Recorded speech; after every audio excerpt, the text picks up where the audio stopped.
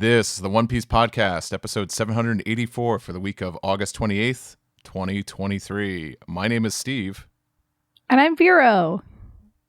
Yeah, a little something different for you. A different, a different blend of podcasts this week. It is an off week. There's no manga. There's not really even an anime. It's another clip show, but we got lots going on in this episode though. First things first, our main attraction, our entree here is we were able to talk with the English voice actor for Yamato. That's Michelle Rojas. We were able to record this interview, a little bit in advance, and we had it ready to go for our next manga break. Vero, you want to kind of give folks a little preview of what they might expect in this one? Yeah. Michelle has a lot of insight into just like the voice acting industry. As somebody who knows like nothing about what happens behind the closed doors, like I think Steve, you and the guys like know a little bit more, but like totally outsider. It was really insightful. They had a lot to say, not only just like about playing Yamato, but like about what goes into production for the One Piece anime, which is super cool. Mm-hmm. And then also Michelle's just like a huge Yamato fan too, which was, we got to have some cool conversations.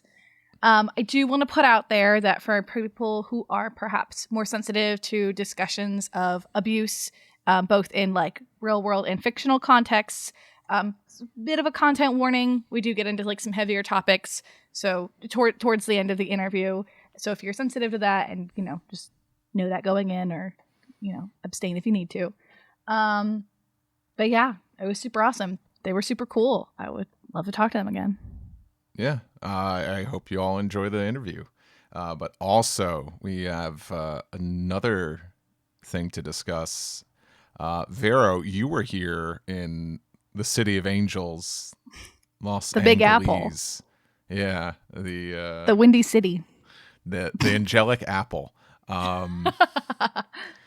And that's because the Netflix One Piece live action was having a premiere event at the Santa Monica Pier, which is in Santa Monica. That's at the beach.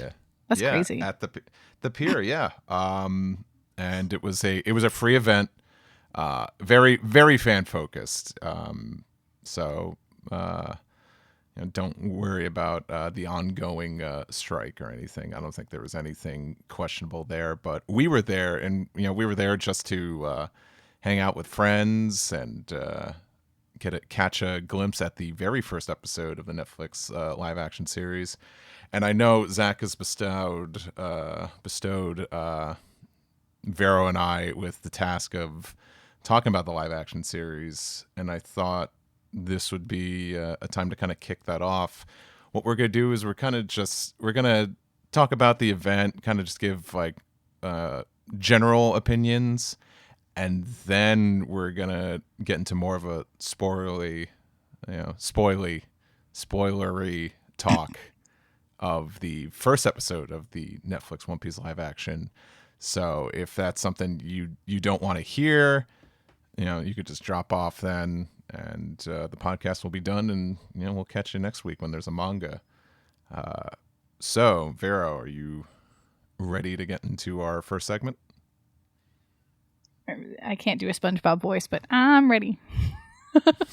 Oh no, you ain't. Get ready. Okay.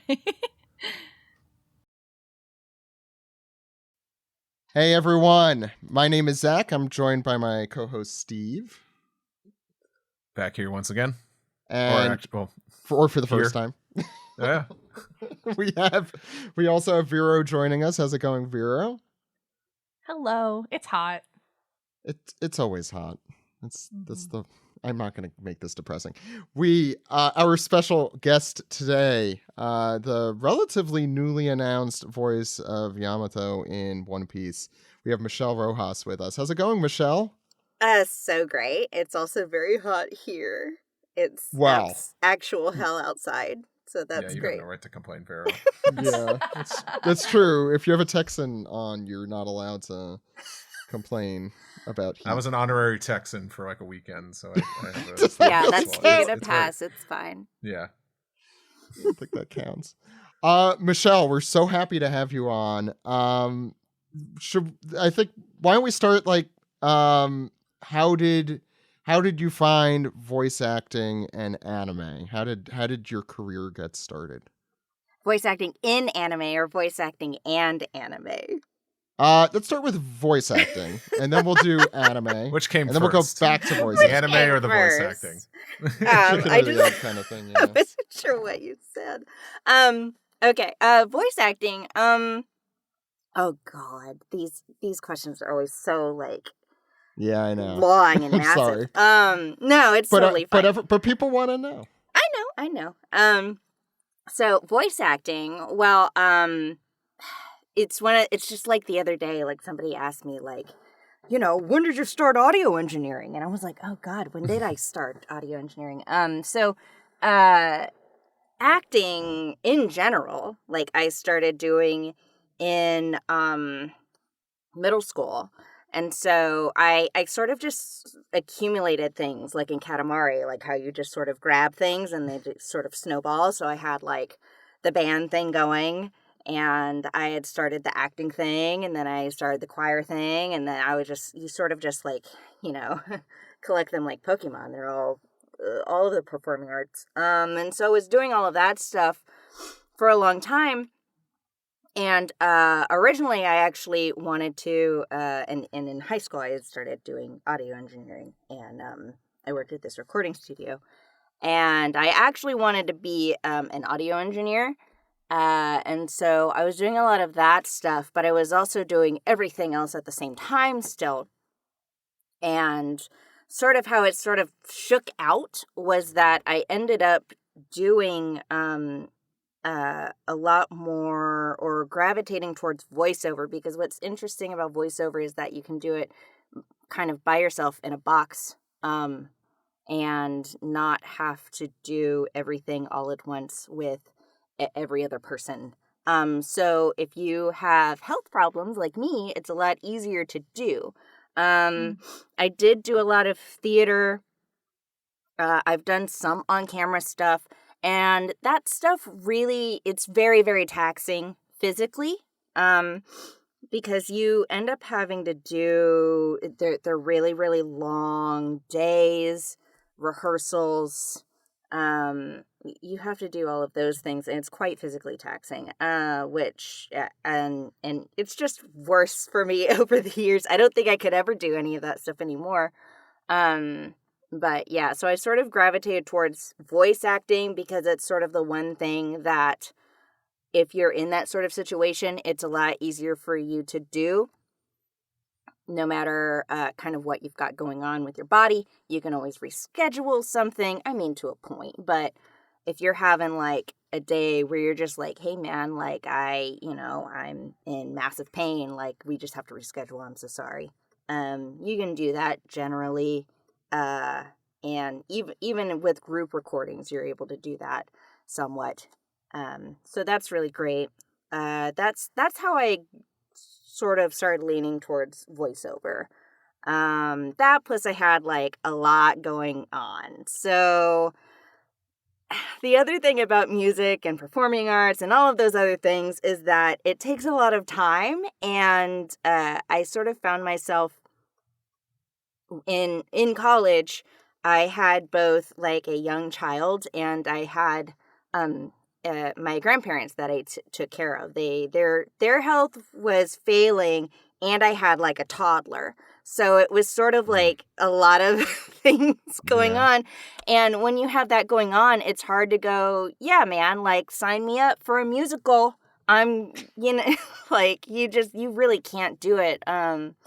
So when you're doing all of those things and you're working to, support all of your different families you've got going on, I sort of, it was the way that I was still able to do any sort of performing art, because it's so much more solo, right?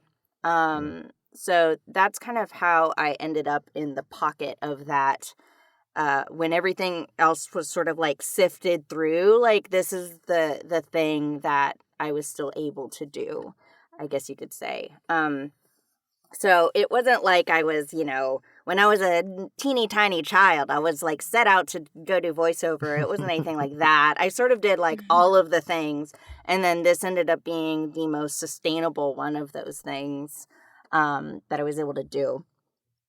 And then I guess career-wise, I was doing, so like I said, in college, I was starting to do more of the voiceover thing. And I was doing as far as paid work, I was doing like radio commercials and stuff like that. I was reading news stories. I was doing narrations. I was doing training videos. There was a lot of that stuff, which was really nice because, and more recently, we've seen a lot more of the remote recording stuff, and like a lot more people know about that stuff. But back then I was doing that. Like, so I could go over and, take care of my grandparents with like a 3-year-old in tow and like run into a closet. I was pumping out a bunch of whatever I had to do for that day and recording that and getting it done. And I was having to drive back and forth to a few different places as well. And luckily, I was able to bring stuff. I had like a little road kit, basically. And I could set my stuff up and just record my work and edit it and send it in and get paid on that stuff. So that was pretty cool. So remote recording has been around for a really long time. I basically started doing that first before I was going into studios. So interestingly.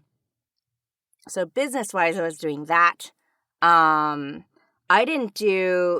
started professionally voice acting in 2009. And I didn't do anime until 2012. So, that was the first time I did anime. And the very first thing I recorded on was One Piece. My very first anime session was One Piece. It was a Walla session. I just sort of went in. I didn't know what I was doing. At that time, you had some... there was some stuff like on the internet. Obviously, I'm sort of acting like I did anything like pre-internet. I wasn't, but like compared to the stuff that you see online now, where it's like it's pretty transparent. Like you can see how these things go really if you kind of go look. At the time, I didn't super know exactly how the process was. So I had gone in and I just sort of was doing what everyone else was doing and just blending into what was going on. And I did that. And it was that session I play this character called Gombe in One Piece. It's that weird rabbit thing. That Chimney has. I play that rabbit, and I played that rabbit on my very first anime session was when that happened. And it was the very first thing. It was the very first thing I ever did. And then at that point, I kept going in specifically for Gombe. That kind of kept me in the building because, as we all know, One Piece doesn't stop. No. So I kept getting booked on Gombe, and I kept going in and recording Gombe for a while.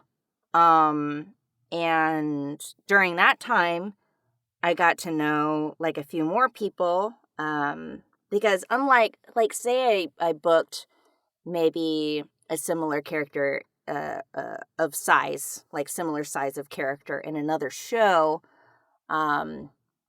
at the most you've got like 12 episodes generally, if that, and then you've done your part. And back then we were still doing, the simuls weren't a thing yet, really. So you would potentially go in, record the whole series, and leave. And you wouldn't come back again until you really kind of got somebody else to really use you for something. So that was pretty fortunate that I had just so happened to have got Gombei, and so I was going in week to week before simul things, which would now keep you in coming into the studio week to week. Back then I was able to do it, and that's kind of how I gained a little more traction, and I was, getting asked to do more auditions, anime auditions and stuff, because people would see me around and they're like, "Who are you?" And I'd be like, "Oh, I don't know. I just come in and I do this thing." I'd be like, "Hey, do you want to audition on this show?" It's like, "Sure, man." So that's kind of how I got started there. So that's really long-winded. So have fun editing all of the nasty sounds I just made as well. No, we don't do that. Leave them all in. Let somebody else just take them all. We add more usually. You add more, yeah. You copy and paste them. Yeah, as I'll say quick, and then I'll give it to Steve Vero. But having a toddler now, I can't imagine having energy to do anything ever. Yeah. And that, so I mean, it was a torrid time. Yeah. I'm glad you're past that time. Yeah. Steve or Vero, I'll throw it to you. Yeah. Now, when you were going in for the Gombei sessions, were any other directors working on other shows bringing you in to, do any smaller parts on their shows while you were there? Because it seems quite like a unique introduction to the world of anime dubbing when you're going in there and all you're doing are meowing sounds for a cat that looks like a rabbit. Very specific. I was curious if if anyone put you on any other show so you could actually talk like a human or yeah. I did, and again, Gombei ended up being sort of the vehicle for that, because I was at least around and people saw me, which unfortunately is kind of a big piece of trying to get anywhere in this industry, is that even if you're good, if no one knows who you are or they've never heard you or whatever, what good is it? No one's going to hire you if they've never heard you. So yeah, definitely it got me into some other stuff. The next director because One Piece was Mike at the time. Still, and well, no, not technically anymore. Always. Actually, he's not on it anymore. Actually, I thought he's the overseer. He's Godfather One Piece. He's right. Yes, he's around. He consults. He just doesn't directly work on it on the reg anymore. Might do a movie or something. So that was Mike. And the next person I was seeing was Joel McDonald, who now works at Gearbox. Right. He left several years ago at this point, but he was the next person that was booking me on stuff. So I would do his auditions, and he actually, every time he auditioned a show, he was using me in it, which was very nice of him. I mean, he booked me because he thought I was doing what he needed, so I shouldn't say that that's nice of him necessarily, I guess, but I'm just thank you, Joel, for using me in your things. So I was going in for him, after the Gombei got me some traction and was just keeping me around. I also was doing stuff for Jerry Jewell, and who else was I really going in? It was mostly Mike and Joel and Jerry for a while. And this is back then too, there weren't nearly as many studios going at a time as there are now. That steadily grew, obviously. But when I started, it was mainly those three bringing me in, and who was even doing stuff at the time? Caitlin was around. Well, no, did she get hired a little later? She got hired a little later, I think, actually, from my beginning. Colleen was around sometimes. Cook, obviously. Zach. I'm just saying one like name and expecting everyone good. to know who those people are. So like Kaylee Glass, Colleen Clinkenbeard, who plays Luffy, Justin Cook, who plays Kid and Bellamy, and plenty of other people. And who else did I say? Zach Bolton, who plays somebody in One Piece. I think he plays a bunch of birds in One Piece. I mean, Steve, do you Yeah, know? Pierre. I think Pierre is one of them. Yeah, Pierre for sure. Yes, Pierre is one of them. I'm curious. yeah. This might be my memory playing tricks on me. Did you do any ADR scripting at all for One Piece? Scripting, I did not. I did ADR prepping for a long time. For a long, long time. I was like the main person working on. So ADR prep is also called like spotting or time coding, and it's where you have to take the translation and you find basically where every person is talking or making a sound or something like that, and you're indicating the time code and what should happen during that. Because, so just rudimentary dubbing stuff here. You have things called cues or loops, and each one of those has a time code associated with it. You have the 3 beeps that everybody talks about. Each one of those beeps is happening per cue/loop. So that's what I was finding. I was finding those cues and then indicating when those were happening. And I did that. And what's also involved in that is knowing who is speaking. And if you have like a time coder that's doing their job, they're indicating the correct people. If you have a time coder that maybe doesn't know what's going on, then you might have characters and stuff. And in One Piece, that gets really hard really fast. You might have characters that are getting assigned a generic name, and now they're named improperly in the script. The script writers can help fix that, but a lot of times you'll still have stuff that gets through, like the writer was just like, I was busy writing and I didn't notice they had the wrong name on them or something. And in addition to that, if a bit has shown up, so this is where it gets real hard. If a bit has shown up before, you're supposed to use the same generic marker that was used previously. So if some pirate showed up in episode like 524, you're expected to, and they show up in 200 episodes later, you're expected to like put that dude showed up in 594 or whatever it was, whatever. That's how it got really crazy. I got really good, and I think this might be also why I took on so many of the scripts, is because they were like, oh no, she actually remembers these people. I got kind of good at recognizing all of those people in the background and remembering, I think I've seen this design before. I'm gonna and putting the right name on them.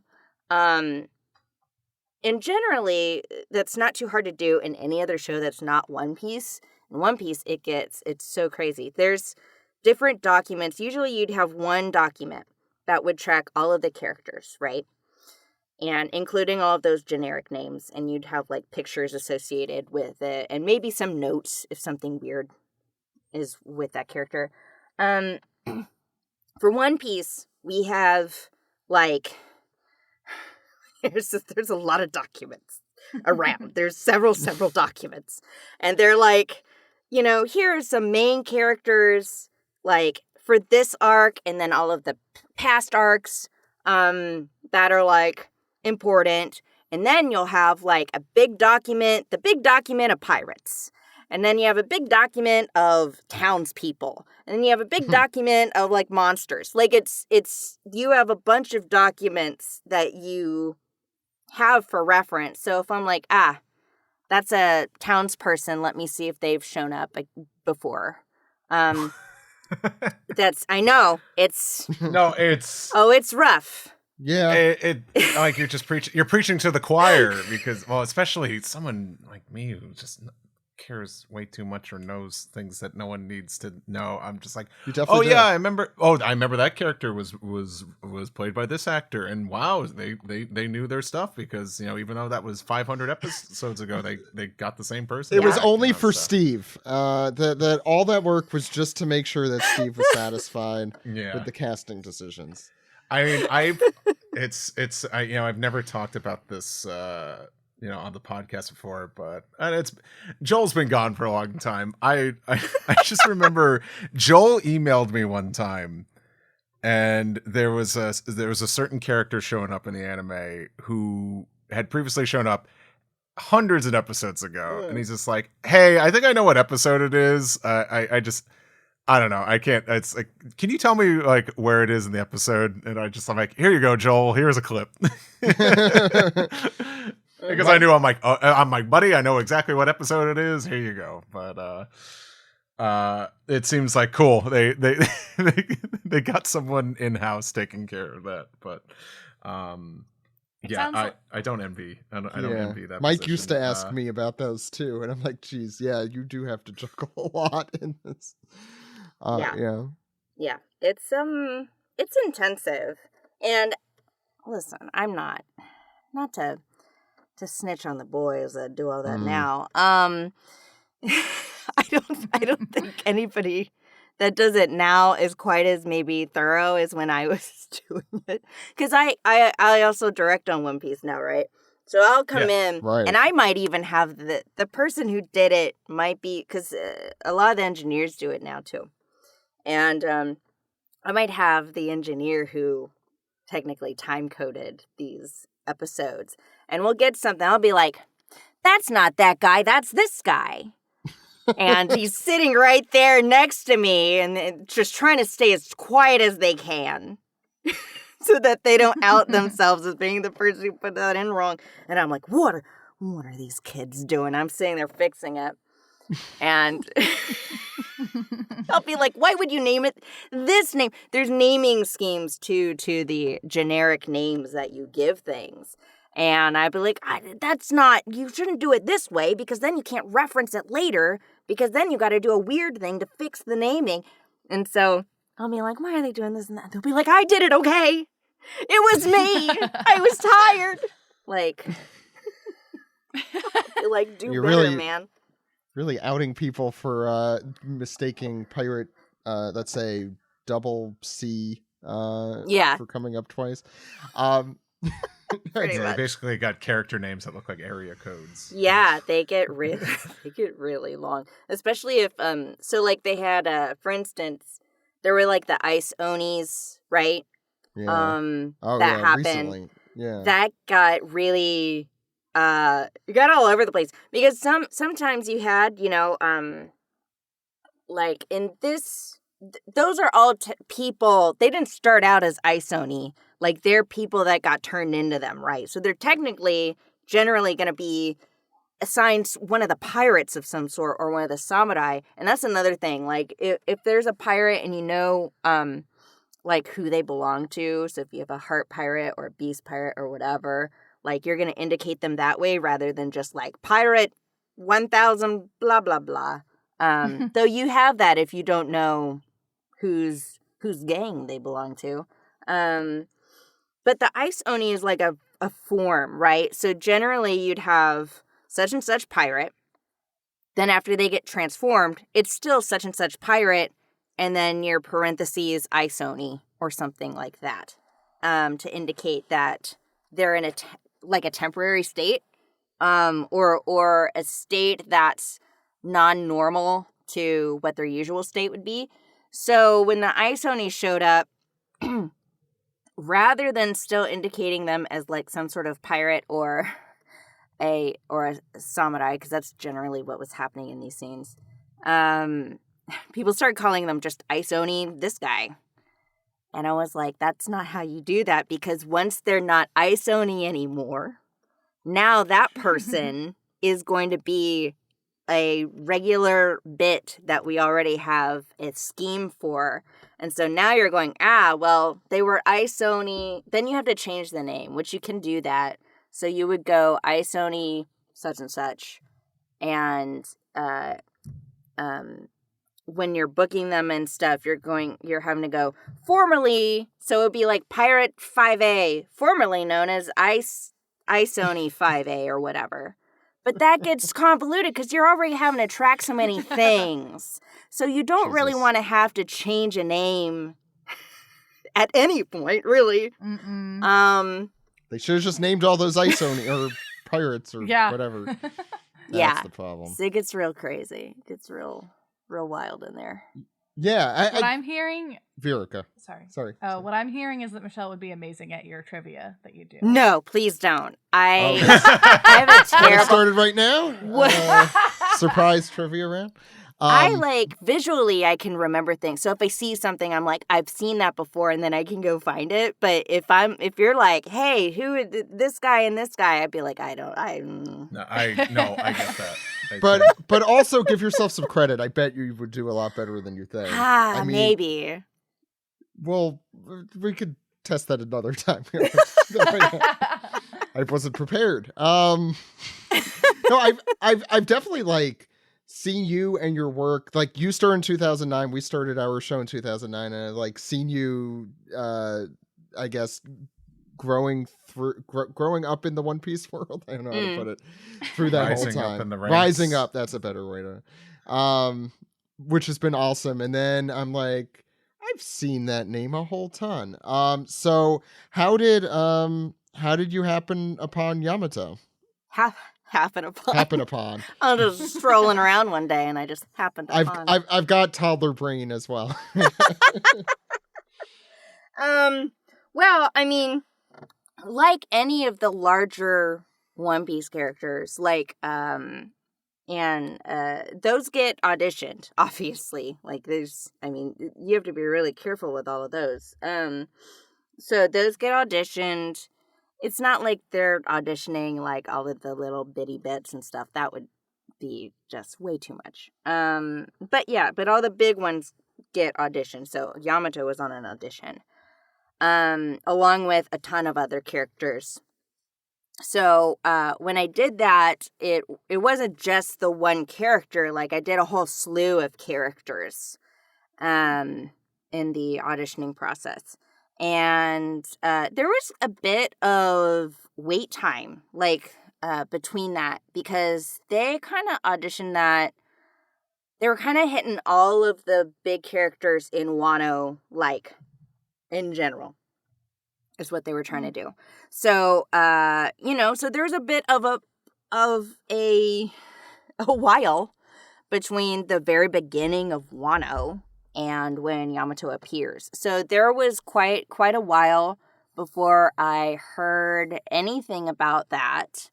But as other characters had come up, obviously I hadn't booked them because they come up before Yamato comes up. So I was like, okay, well, I didn't get any of these characters. But yeah, so there was quite a while of waiting, and then when they were getting closer to when Yamato actually needed to be recorded, they had me do extra stuff that usually doesn't occur. So and I can't talk a ton about any of this stuff, but generally the auditions happen, certain approvals happen. All of that is done without any actor knowing what's going on. And you don't really know until you sort of get the call, and then they're like, hey, you got it. Can you come in? Do you accept this role? Whatnot. With Yamato, I had to go in extra times, and do more auditions and approvals, which only happens sparingly. That doesn't occur a ton. So that was kind of nerve-wracking. I know with the main crew, I think, right? Had that back in the day. Yeah. Yes, I mean, it depends the crew member, but that does sound nerve-wracking. Yeah. And I think the thought there too was they were like, well, they really were treating Yamato with Straw Hat potential. I think when they were doing it. So they sort of ran me through the ringer as if they were casting a Straw Hat. So it was, it was kind of like, awful's not the word. It was great. I loved every minute of it. It was it was very anxiety inducing, the whole thing. Yeah. Probably the excitement of being like, oh, does this mean I've got it? Right. But then It's also like, oh my gosh. And I keep having to do this. Exactly. It was a lot of that because it was sort of, I never was like, I've got it in the bag. I was like, I could be gone at any moment. I'm getting like that close and then like not sealing the deal would have been really hard. I think. So yeah, it was just like, you're this close, like, but you just blow it somehow. That was a thing. And even after I had started recording, I still, like, people were hearing about it and they were congratulating me, and I was like, thank you so much, but you know, I'm not acting like I truly have this yet, even though we had started recording, because I still could have been recast at that point. So for a long time, I was just kind of like, you know, I was going in and I was doing my job, and it was like, if I actually make it to print, great. If I don't, you know, that's how it goes. That's just how it goes. So because Toei was heavily involved in all of this. So, you know, despite what anyone within the Crunchyroll building might think, or like, you know, or a director might say that, like the director could love me up and down, but it really comes down to, it's Toei's baby. So it's really whatever they want and what they would like. So yeah, so it was really just like, I was very nervous for a while. It was just like, I mean, I could lose this at any time. So yeah, it was pretty intense and this was over the course of, this wasn't like a couple of weeks. This was like months where I was like, I could be replaced. Yeah. So it was quite a while from, and so it was a long time from like when it was auditioned, when I was doing the next steps, and then when I was recording, and then when finally it was like, okay, I really do have this. So yeah, there was a. But then, how wonderful a feeling when you finally realize you've got it locked in, and like, I wonder if that just like felt awesome. You know what? It was weird because so when I was getting booked on it, like, the directors, so Anthony and Emily, they who currently are directing One Piece, they like wanted to tell me together, like they were really excited to tell me that, and this was right before I was getting booked. They had like submitted the hours for me to get booked basically, and I didn't know anything about it. And it was really awkward because it was sort of, they acted like they were about to have a come to Jesus with me somehow. Like we were about to have like a sit down and talk about my drinking problem or something. So I was like, what is happening? You're Yamato. Yeah, it was gonna. Well, this sounds, I was about to say, I'm like, oh, like the vibe I was getting at first is like two proud parents, but no, this is like you came home from school and they're both at the kitchen table. So, yes, that's what it was like. It was just like, so I didn't know. I was like, oh, like, because this was also so post all of the extra stuff we did, right? So I was like, it could have been good or it could have been bad. I really didn't know. It could have been like, hey, so they went with someone else. Like, it very well could have been that, and I really didn't know. And, but no, it was good, obviously. And they came and they wanted to tell me together, and they told me that I booked it, and I screamed. Aww. And it was so exciting. But again, I was really, really excited, but we, you know, everyone in that room knew very well, like, that we were all very excited, but also just sort of like stealing ourselves a little bit, where it's just like, this could be taken away at any time, you know, like not to anyone's fault either. It would just be, you know, simply a different direction or whatever it is. Yeah. So it was very exciting, but so the Well, point... now I think you could officially sell. Yes. And also, I just want to mention, you know, it's I think this is a feather in your cap, but you know, despite what anyone, you know, in the world says, you were approved by the company that's making the show in Japan, so it's several like, times over, in an extremely stressful manner. It was really makes it more legitimate, if anything. That's really terrifying. But it was in the point where we could really go, okay, like this is for real, like happening. It was hard to, there was no definitive moment where it was like, okay, like now everything's fine. You're not going to be replaced. There wasn't really a moment. There wasn't like a phone call where they go, aha, we got it. Like there was the cast announcement, maybe. Yeah, it really did like kind of come down to, it just sort of, I kept my mind off of it for a long time, and we were just sort of doing our thing and doing our work and whatever. And just sort of an amount of time went by, and I was like, well, a bunch of episodes have been turned in, and they've been reviewed. So it was just kind of like, I guess everything's fine. But yeah, it really didn't come down until I couldn't truly be sure until they were like, hey, you're going to be announced. And that was weird too, because I was not told that was happening. So when they did announce it, so they had like the IGN thing or whatever go up. I had no idea that was happening. I really I had sat down to watch Ted Lasso, and I was eating dinner, and then like my phone is blowing up, and I look at it and I was like, oh, I guess they announced Yamato. But prior to that, the only conversation I had was somebody else asking me. They were like, hey, like, are they announcing Yamato like at AX? And I was like, I don't know. No one's talked to me about it. And that was kind of the most... That doesn't happen as often, right? Like, I think now it's just like, oh, and now it's online that this is the person doing this. Yeah. Sometimes they will tell you that it's coming out. It really just depends. I think things can get really hectic, basically.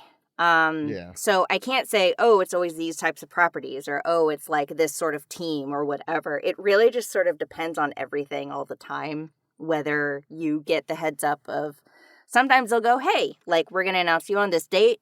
Here's some graphics we even made for you. If you want to share that on your socials or whatever, but just so you know that this is when we plan to do this. Sometimes you get that, and then other times you don't. And, there's no definitive way to know. And on this one, I think it was, because Yamato's not in episode 1000. So I think that it got a little weird because of that, where it's just like, if Yamato was in that episode, you go, well, of course, you know, they'll throw it all together. But Yamato wasn't in that episode. And that episode was released before the other episodes leading up to that in the dub were out. So it was this weird, like, in-between space where everybody's going, I don't know, do we do it now? Do we wait? I think it's safe to say one of the most, if not the most anticipated voice announcement for the entire arc. Yeah. Yeah.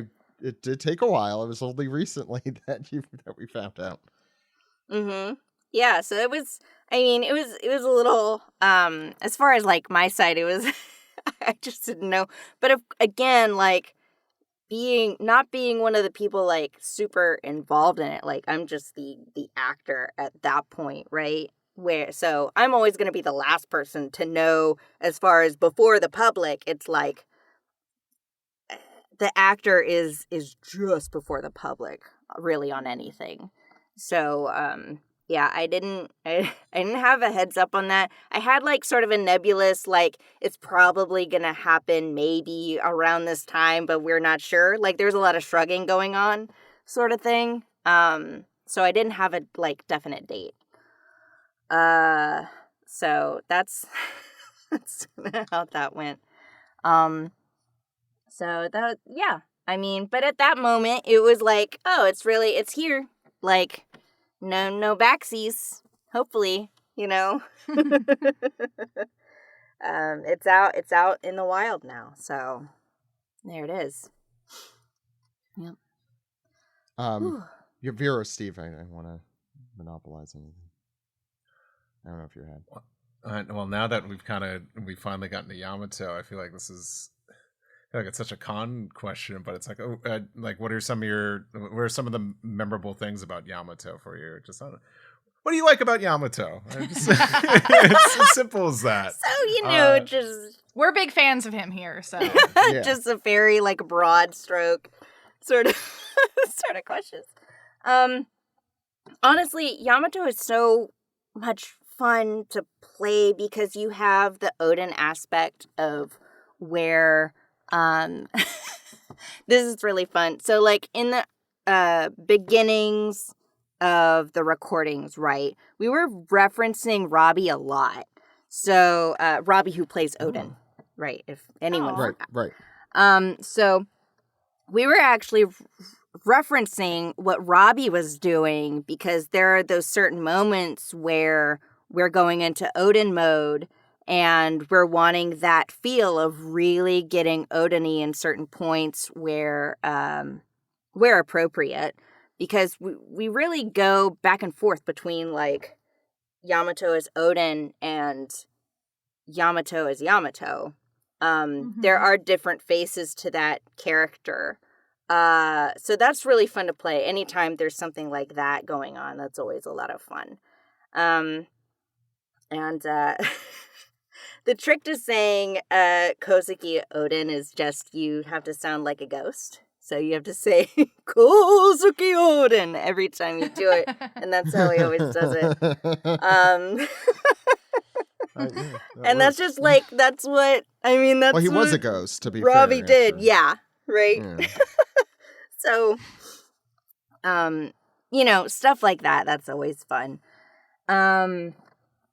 And as far as like and Yamato as a character, just again, he has so many facets, right? Like so many things, that are so unique. Where like we can get really, really silly sometimes, and sometimes we're getting super, super serious.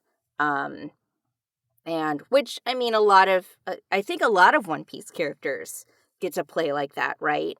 They have those dualities to them. And Yamato's no exception.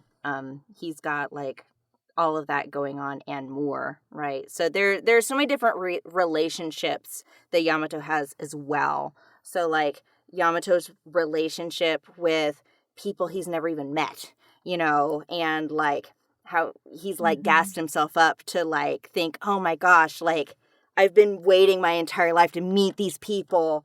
And like what sort of relationship do you have? Like you finally get to meet your hero and Libby's sitting there going, I don't know who you are, just like what is happening? Wait, you're Kaido's son? Ugh. Like, there's like all of that stuff going on. And like, trying to embody like your ultimate hero, there's all of that going on. And then the relationship between Yamato and Kaido, which is so interesting. Yeah. And then even the relationship between Yamato and Momo, because, that gets really fun too, because it's just like, you're my son. And Momo's like, it's so Who are funny. you again?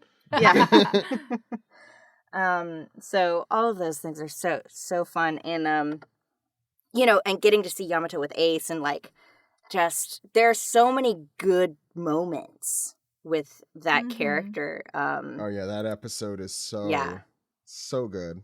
Oh, it's so good.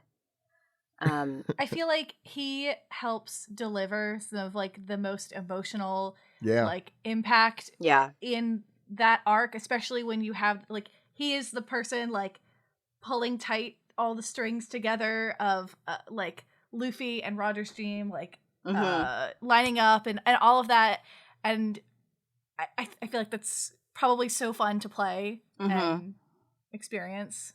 Yeah. He's definitely like the emotional core of the arc. And I remember reading through it the first time, and I think Steve, you had said something really good at the time, but like it was amazing how quickly that character just captured people's emotions. And I think you said even that specific episode was like what convinced you that this character at the time. Yeah. I was all in on that. Yeah. No, yeah, truly a triumph just for a character with a major relation to the main antagonist to be introduced so late, but then just quickly join the fold, I would say. It was almost like, this is a One Piece character. He's infectious. Infectious. Yeah, that's a great term for it. Yeah. And man, and playing that energy is so much fun too. Like, because I'm not like a super high energy person. I can be silly and stuff, but I'm not like just up here all the time. I way more have the energy of like, I'm way more like I'm more of a sung one, you know, like I'm more kind of just chilling, hanging out. But you know, for bits of time, it's really fun to be able to get up to just be at an 11 for so long, and a lot of screaming and all of those things. There's so much screaming, and so big guy with big emotions. I know, just so many emotions. He is very tall. Yes, yes, quite tall. Yeah, like literally a big character. Both, yeah. But yeah, like that's so exciting. And so, you know, and you can get so intense and like, you know, I'm sitting there like maybe I can't talk about this because I can't tell you where we are in recording. But you know, from what I know, you're very close. I don't know how close. You're far. I mean, we're technically not supposed to say how far we are. But you know, yeah, there's so many things that I get to do as this character, and oh my god, and the reality of it too is that you know, even though I'm not that exact person, like truly a lot of Yamato's ness, like the things that Yamato does, like is very close to things that I would do anyway.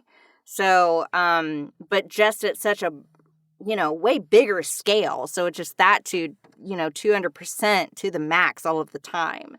So, just having the space to do those things is really great. Just on a personal level, I think getting the chance to really go wild with it, and being asked to like, hey, can you like do this way and whatever, like that's always exciting. I'm like, yeah, man, like let's do it. So yeah, it's a lot of fun in there. Zach, do you want me to what? The questions? I don't know. There's questions from people on. Oh yeah, I was gonna do it, but please. Oh, okay. I prefer you do it. No. I like not talking sometimes. Unless you guys, do you have anything else you would like to ask? No, go ahead, Vero. No. Yeah. Okay. Stop stalling. Michelle, a lot of our listeners really, really, really like Yamato. And I feel like that's an understatement. OPP has like a very queer fan base too, yeah. I think. So there's a lot of people very excited to ask those kind of questions. That one, okay. Big Mac asks, question for Michelle, what do you think about Yamato having the same birthday as Godzilla? Which is a cute fun fact I didn't know. Yeah, I didn't know that either. Godzilla really had a birthday. I think is the That's a good the bigger point. part of that question. They're both fabulous monsters, so that's pretty amazing. Yeah. Yeah, exactly. Yeah, I'm down for it. Listen, every time I go to Tokyo, I go and I check out that building giant in Shinjuku. Yamato. I love the idea of Yamato as a giant kaiju, though. They should throw Yamato up there too. Taking over. They should. That'd be great. I've been there, and they should. Well, there you have it, people. What else we got? This one we've kind of already covered, but if there's anything extra with this question, you've got Riki asks, why did you decide to audition for Yamato? Why did I decide? That's interesting. I'll be honest, like, again, they throw out those auditions and you audition for everybody. So technically I auditioned for like every person on those sides. You didn't get Luffy? No, couldn't. I didn't get Luffy. Wow. But yeah, like, I mean, technically I auditioned for everybody. It wasn't like, nah, I'm not gonna audition for that one. So really it's sort of like, I guess, the question would be, would I ever not audition for Yamato? Why would sure. So we're just like, I mean, why did you avoid Yamato specifically? Yeah, why did honest. you really go out of your way to not audition for Yamato? You could be honest. Like, the reason why I do audition for a One Piece character is because every single one of them gets a toy at some point. That's true. Honestly, I'm not a lot of toys. I'm like one of the few people I know that don't really buy a bunch of merch of my characters. Good on you. It's expensive. The thing is that the thing is that on occasion, the character in the show that I play isn't necessarily like my favorite character. So regardless of whoever I book, I always just get the merch of whoever I like the best. And that's where all my money goes. Fortunately, I really love Yamato. So this is like a perfect storm of like, I get to buy my own merch. So we should send you a bunch of Yamato merch. Oh God, I would love it. Oh my God. I already have like a fair amount of One Piece shit in my cabinet. You should see Steve's apartment. I bet think it's he's swimming inundated. in it. Right, literally, yeah. Oh my God. Yeah, I think you've considered moving just to get more room for your One Piece figures. In this economy? Probably. Okay, well then that sparks a question from me, actually. I don't know if you're allowed to say, but if in the batch of characters that you were auditioning for, was there somebody specifically that you were like actually hoping for? It would be Yamato. If you can't say, it's okay. Like, okay, out of the batch that was given, Yamato was definitely like slam dunk, like that's the one. But awesome. You know, again, like, this as a career, you can't really just go, well, I'm just going to audition for Yamato and nobody else, because that's really not how any of this works, right? So I just got very fortunate that I booked the character that I also really wanted to book. So that was great. Awesome. Yeah, because I mean, I already really loved Yamato before I ever got those sides. And I was just, again, like, I was really lucky to have gotten the sides, and I was really lucky to have booked it. So yeah, so it was really awesome. I love that. Mm-hmm. Okay, NB's Lobby, I really love that, says... Yeah, that's good. That's where me and my friends hang out. Oh my God. Would you say that your experience as a gender nonconforming person helped with your performance of Yamato, and was the studio respectful about the role? What do you want to say about that? That's really interesting, because I don't know if I can't say if it really helped necessarily. I would say it helps me get a character, like understand a character more readily. Because generally what I have to do is I have to go. I have to think more of in the gender of the character, because there aren't a lot of gender non-conforming characters a lot. Because I have gotten direction and stuff that's like, hey, girl it up or whatever. And that's always been something I've struggled with a bit. That I've gotten better as the years have gone on. But like especially when I first started doing the anime stuff, I was getting that a lot more. And I had to learn how to, I guess, be more of like a woman. And that was really difficult. So that being said, being able to play a character like this, it was a lot more freeing because I really didn't have to, I wasn't asked to do anything like that. It was a lot more freeing. I was able to just sort of like do things as myself. So that was really cool.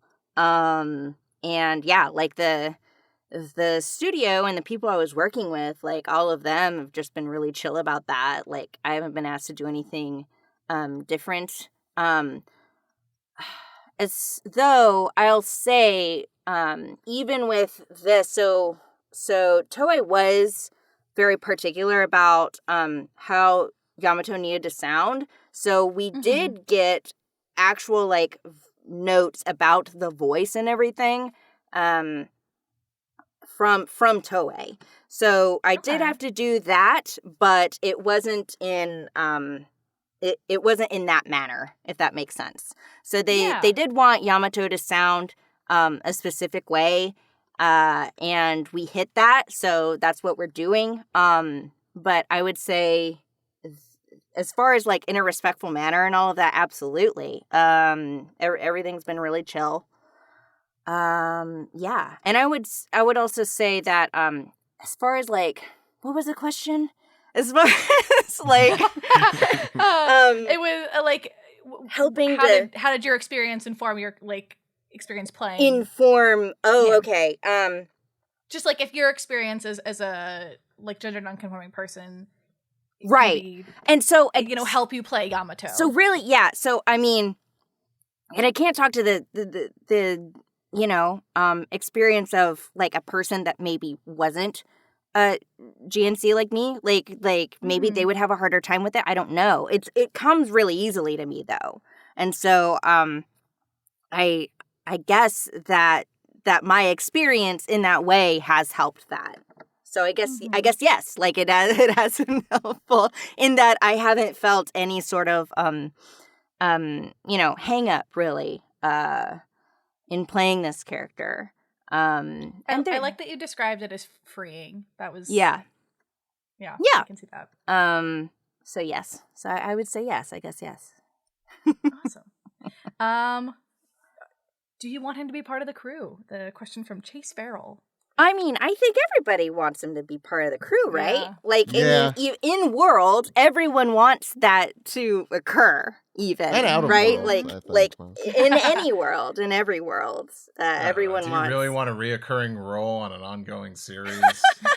Guaranteed Steve has a good point. That seems like a lot of work. That's a lot of responsibility. Scrooge, on your pennies.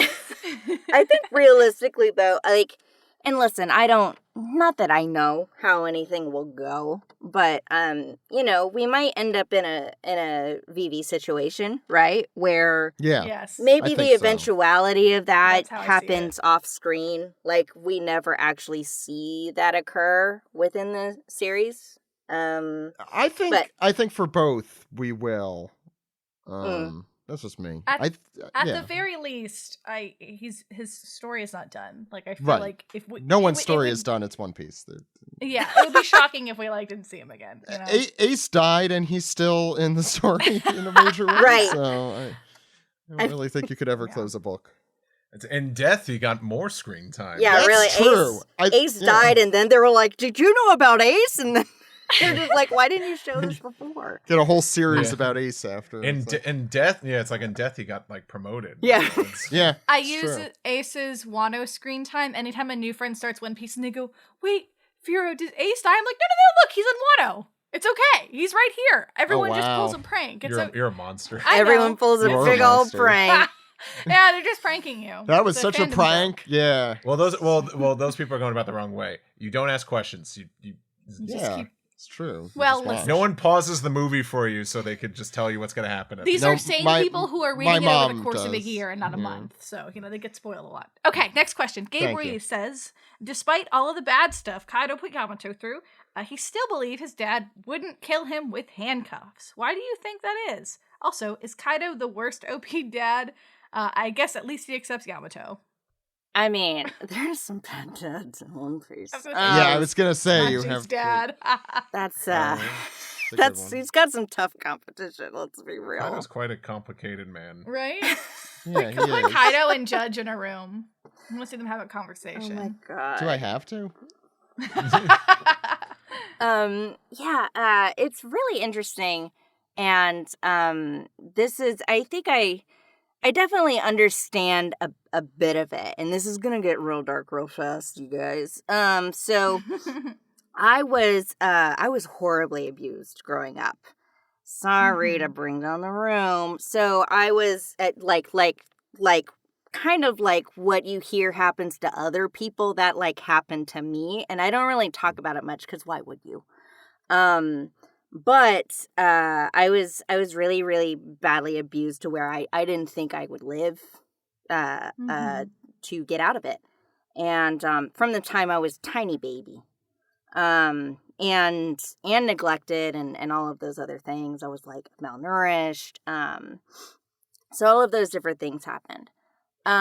So I think the idea of it is that you really want, no matter what the evidence is, right? That you're just like, obviously your parents are just terrible, like kind of get over it, right? Which is sort of what some people say to Yamato, right? Where they just go like, look, your dad's Kaido, like what are you talking about? Because I think there's always that part where you really want, at least if nobody else, like your family to love you, right?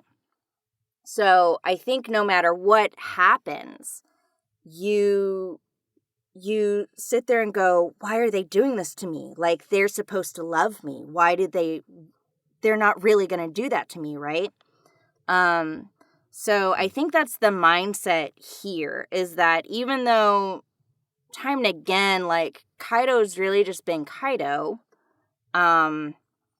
like there was always sort of that, it's really a hope that you think things are better than they are, right? So it's really a hope of, I hope it's not as bad as I think it is.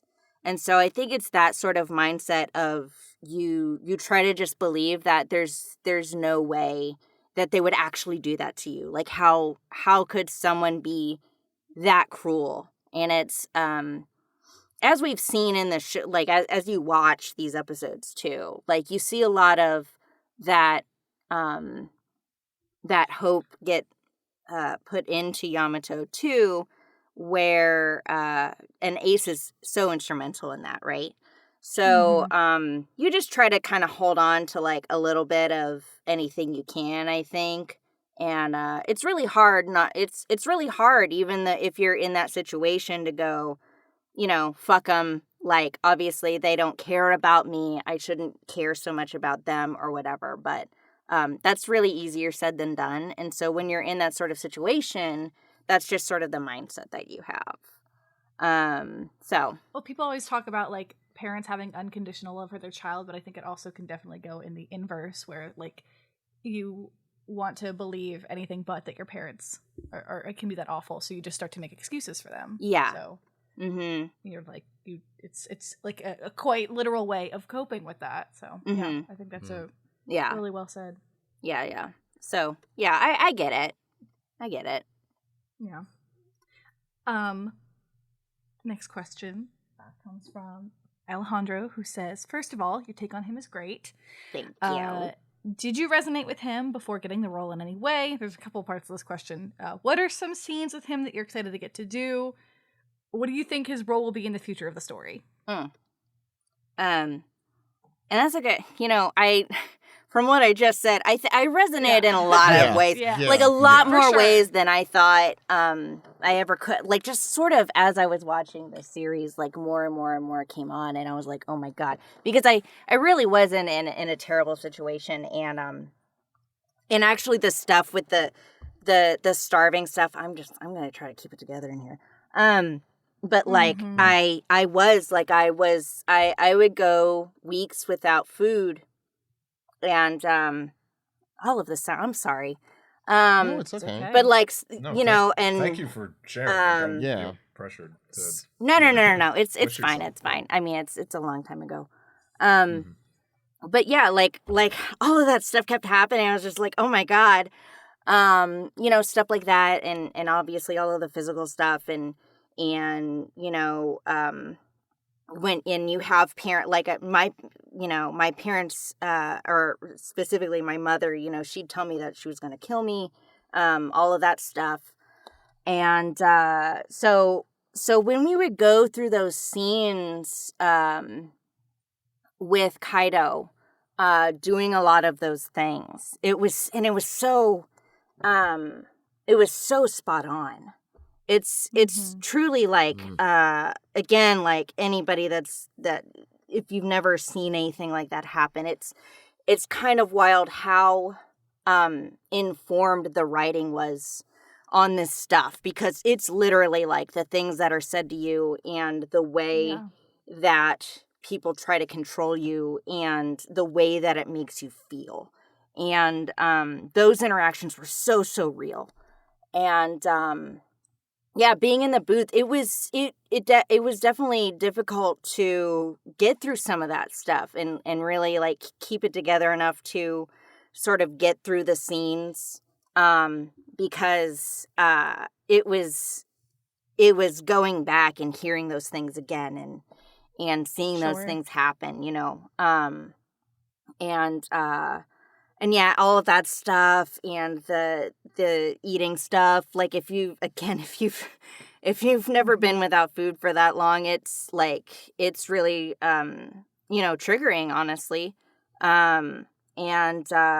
Because you're kind of like sent right back to that place, and you remember those things, and no matter how long it's been, like. And I mean, that's what PTSD is, right? So, you're sort of transported back into that situation where you're just like, I thought I was kind of done and over it. But and you can find ways of being able to cope. Like I can keep myself together in situations, right? Like I've learned those skills over my lifetime. But at the same time, it's not like the pain goes away with it. Absolutely. You can't it's going to be there. There's not anything I can do about that. It was kind of crazy how kind of spot on a lot of this stuff was for me, doing those things. And again, it was really empowering to play a character that also was able to say a lot of the things that you want to say, right? Yeah. Where I want to say, like, was it almost therapeutic in a way? It was, I don't know if it was, I would say yes, it did feel good to be able to just sort of like scream out, like, I'm taking control. I'm not letting you do this to me anymore. Like there was those things. They were really powerful scenes for me when I was performing them. Because it's just like, even in the previews, like even though I'd seen it and, watching it again, I was just like, it burns you up where you're just, you're hearing these things come out of Kaido's mouth, and, I could feel like every emotion that the person in that situation would feel, because I was that person. You know what I mean? Like, like I knew what that was like. And so, where you're just, you want to tell them off, and you want to be strong enough to get away from them, and you know, all of these things. So that was all of those as emotional as they were to play. Like they were they would drag up obviously like feelings I generally avoid. Sure. But at the same time, I feel like they were really powerful for me to be able to do that. And, you know, I hope that for other people that maybe are in those types of situations or have been in those types of situations, like that they're able to feel that too, like that they're able to get some sort of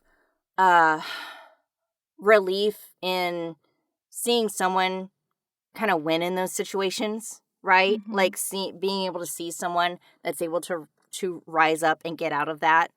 I hope that all of that is just as great, like for people watching with my performance, you know, and they're able to feel all of those things.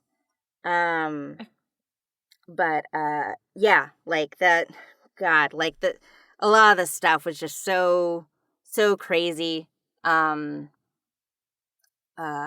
was just so wild where just there's so much of it. There's so much of it that was just way too close, honestly. Yeah. To home when we were doing those things. So I just hope that, you know, some of that gets through in the recordings, you know. And I know there were 2 other questions. What were the other ones? They're kind of intertwined, but like, what are some scenes that you were really excited to get to? Oh, okay. And then whatever you think his role might be in the rest of the story. Okay. Be it like, you know, joining the Straw Hats, but we right. touched on that. Man, again, I'm not really.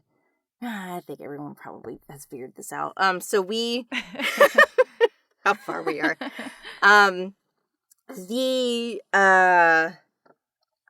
Honestly, we're I mean, there's not much of a we're gap pretty between. far.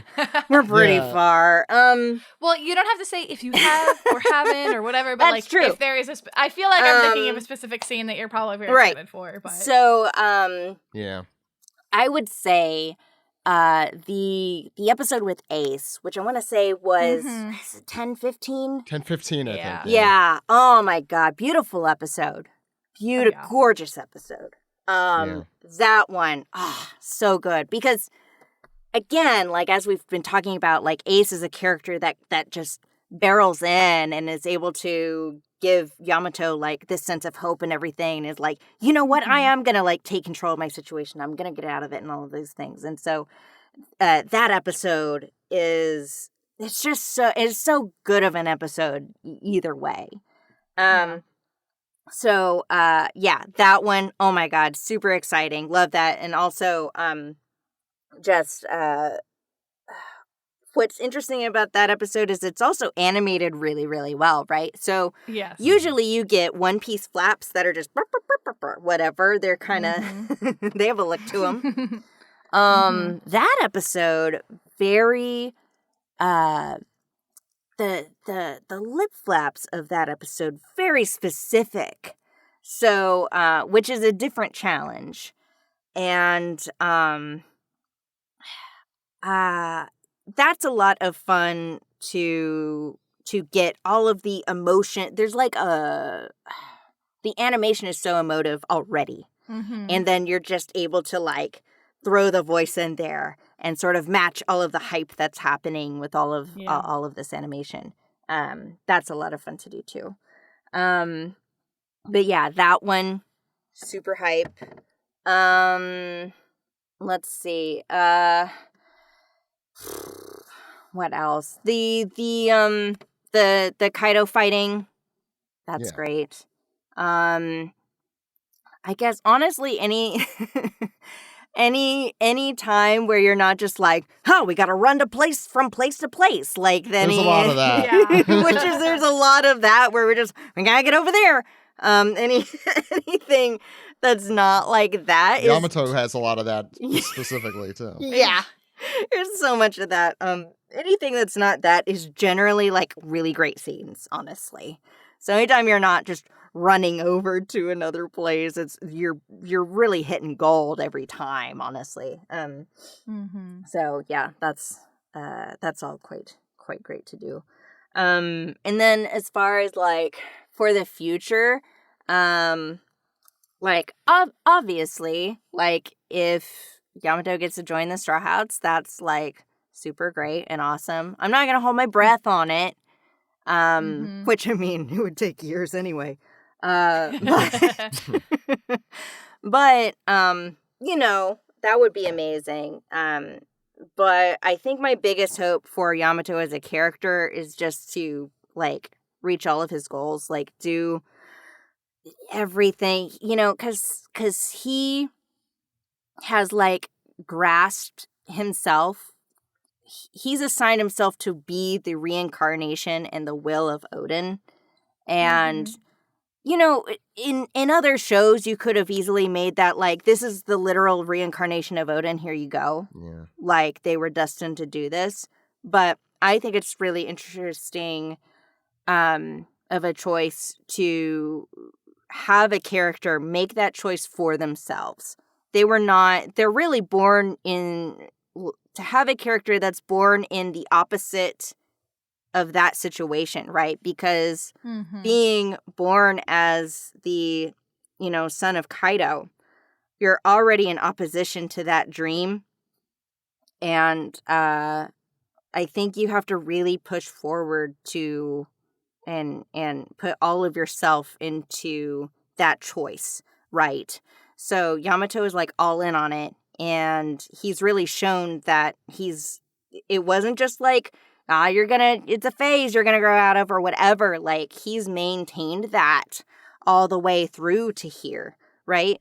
So I think that's a really powerful thing that Oda's done with this character is for them to make that choice for themselves. And they're like, I'm going to do this, and I'm going to free Wano, and I'm going to do all of these things that you know, my hero wanted done, right? Because, I mean, easily Yamato could instead go, all right, well, my dad's already in charge. Let me just, you know, inherit this fucking place. You know what I mean?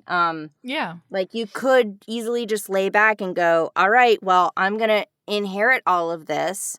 I'm going to be the shogun. Like, you know, it's just going to be handed to me.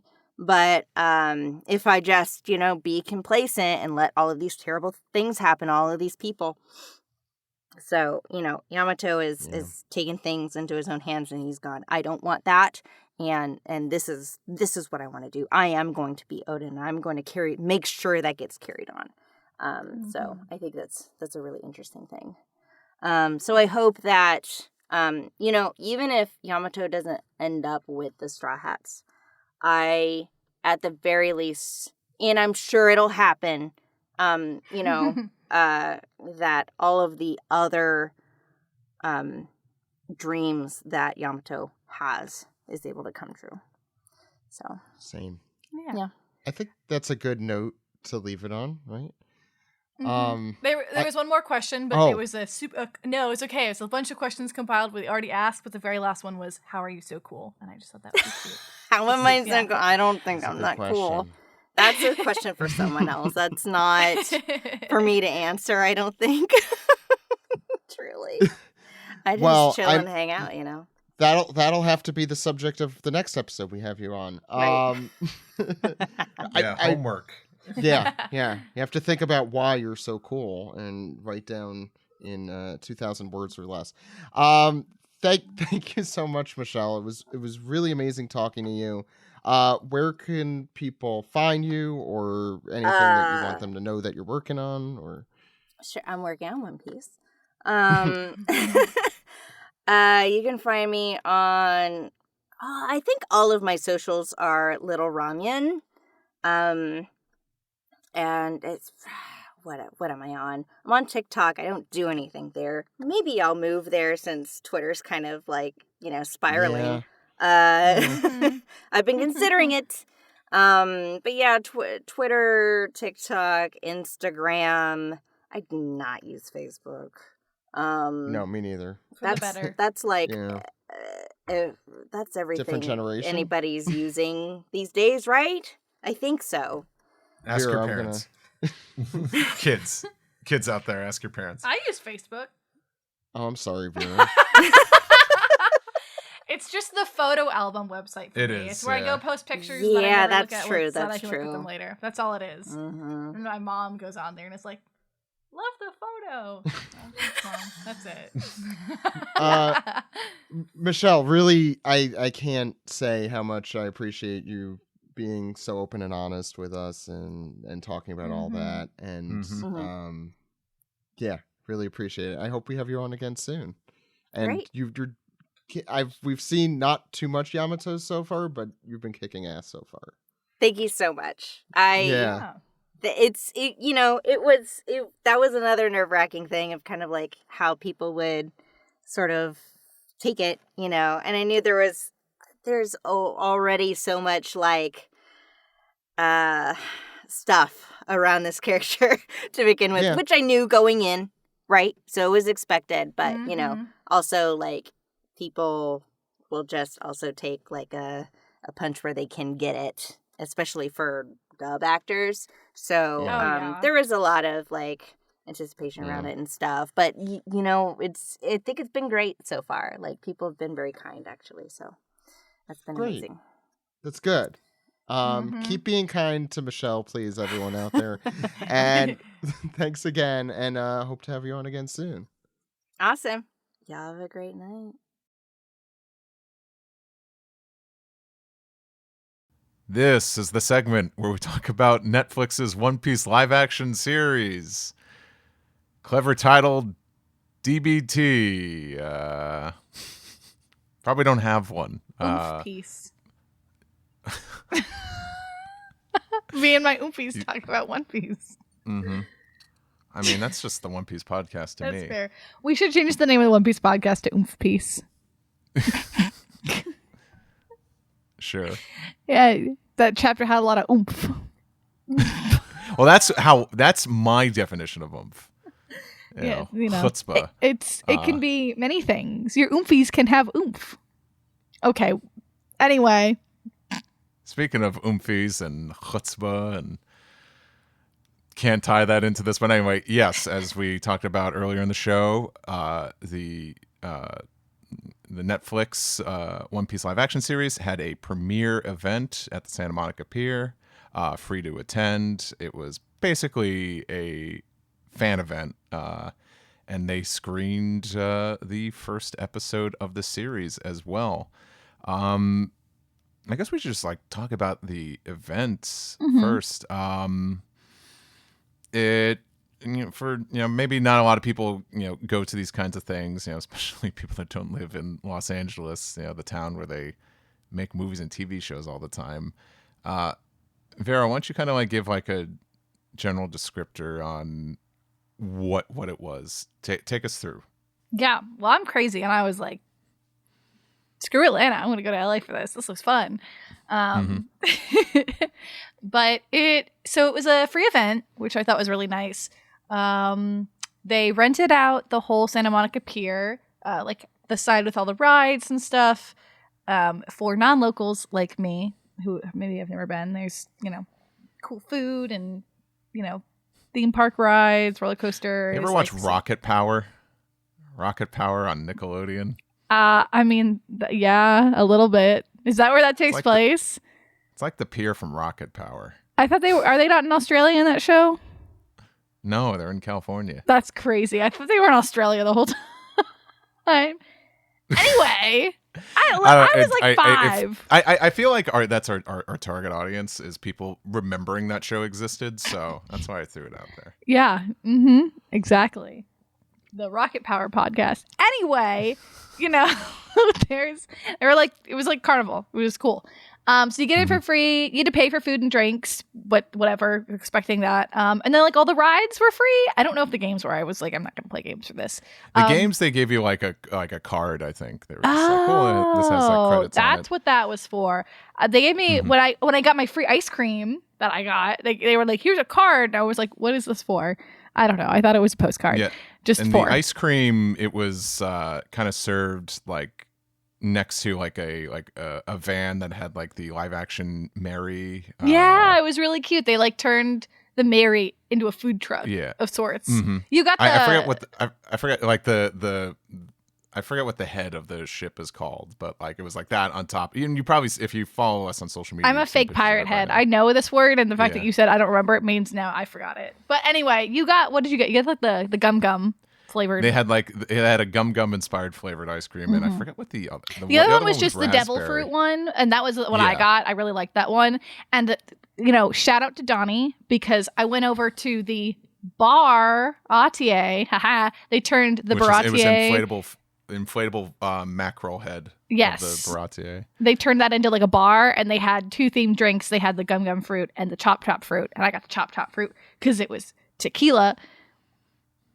Because of course Buggy's tequila, and I put my raspberry sorbet in my tequila, and you know what? It was amazing. So thank you, Donnie, for that idea. Watching a Dragon Ball fusion happen before my eyes. It was marvelous. But yeah, so they had like an autograph wall too. Oda had like a drawing, and we could all sign around it. You know what? And a transponder snail. And a transponder snail, and I was like, whose fucking transponder snail is this? It was Oda. That was kind of cute. Oda's, yeah. I think I heard that in advance. Yeah, and walking. Yeah, well, I mean, transponder snails are kind of. They could be cute. But like the fact that they're creepy looking live action, I'm like, well, they are snails. But yeah, it was Oda's. I think I remember hearing this before we even got in. I think I might have seen pictures showing up on social media or something. But yeah, like on where like the I don't know, the receiver, the talkie part of the transponder snail, like the microphone. You saw like a Copic marker in there and stuff. So I think that was the dead giveaway. But because I saw it had artist supplies, and I don't know why I didn't put 1 and 2 together. I was overwhelmed with everything else happening. Yeah, and we'd also had been sitting in the sun for like 3 hours. I don't know if that I mean, I wouldn't be surprised if that's in the show. Like it's like a fully designed prop, but like it'd be a cute little cameo. From what I could guess, it seems like that's like something they're gifting to Oda, like they're gonna send to him in his cave of wonders that he lives in. That Inaki got to visit. Yes, that was cool. But yeah, he signed like a big like sheet of paper, with his his trademark Luffy sketch, and I thought like that was the first thing we should do is like, because the fact that you could like sign the wall that it was framed on, I'm like, we should probably get like a good make spot. Sure we get a picture of this and and you drew a cute little Sanji. Thank you. Yeah, but I felt stressed because they were trying to just rush people through there. So they were like, "Get out of here!" His goatee. Take a picture. I knew I was drawing. I'm like, make sure you get the facial hair. But then like I almost forgot the cigarette. So I'm like, how are you gonna know it's Sanji without the cigarette? You know what? If you look at what we left. I signed it, and then I was like, I didn't write anything about Shuggy Nation. I'm fucking fake. I wrote Sanji's cool on there. Yeah, you got it. In case Oda wasn't aware. But yeah, if you want to look it up on like I know like some of it on their social media was posted, but on their Instagram, they are posting some pictures, and you can see in one of them, like one of their reels, that if you look to the immediate right of the X and the Netflix logo, you'll Good see for my you. doodle. They also had like a photo op. They had like a replica of the Mary, like a big one that you could go stand on. We didn't go to get pictures until the very end, where they had like kind of closed standing in front of it, Titanic style. It, yeah. I didn't get my Titanic picture, but we could stand in front of her, take a picture, and it was really cute. Cute. And you know what? I was kind of concerned. I was like, oh my gosh, am I going to get a good view for the screen? They told us to bring chairs, but people brought blankets and stuff. And you know what? We were in the very back just because we were like busy up until then. Yeah. And it was great. It was totally fine. It was good. And you were sitting down. Brian and I stood the entire time. And, which you're crazy for. My ankles were giving out. You could have sat on the hard, comforting pier. I felt like I think I was ready to sacrifice my feet over my precious tuchus.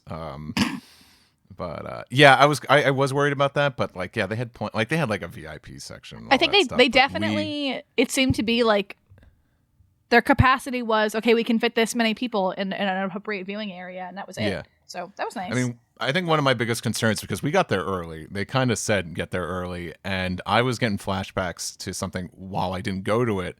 We were very near it, was the episode 1000 dub premiere that was like right outside AX. That was another free event, and they like people severely got there 4 hours underestimated ahead of the time and turnout. still didn't get in. Yeah. So we got there, I think like doors were opening at 5:30, and we got there like at 3:30, yeah.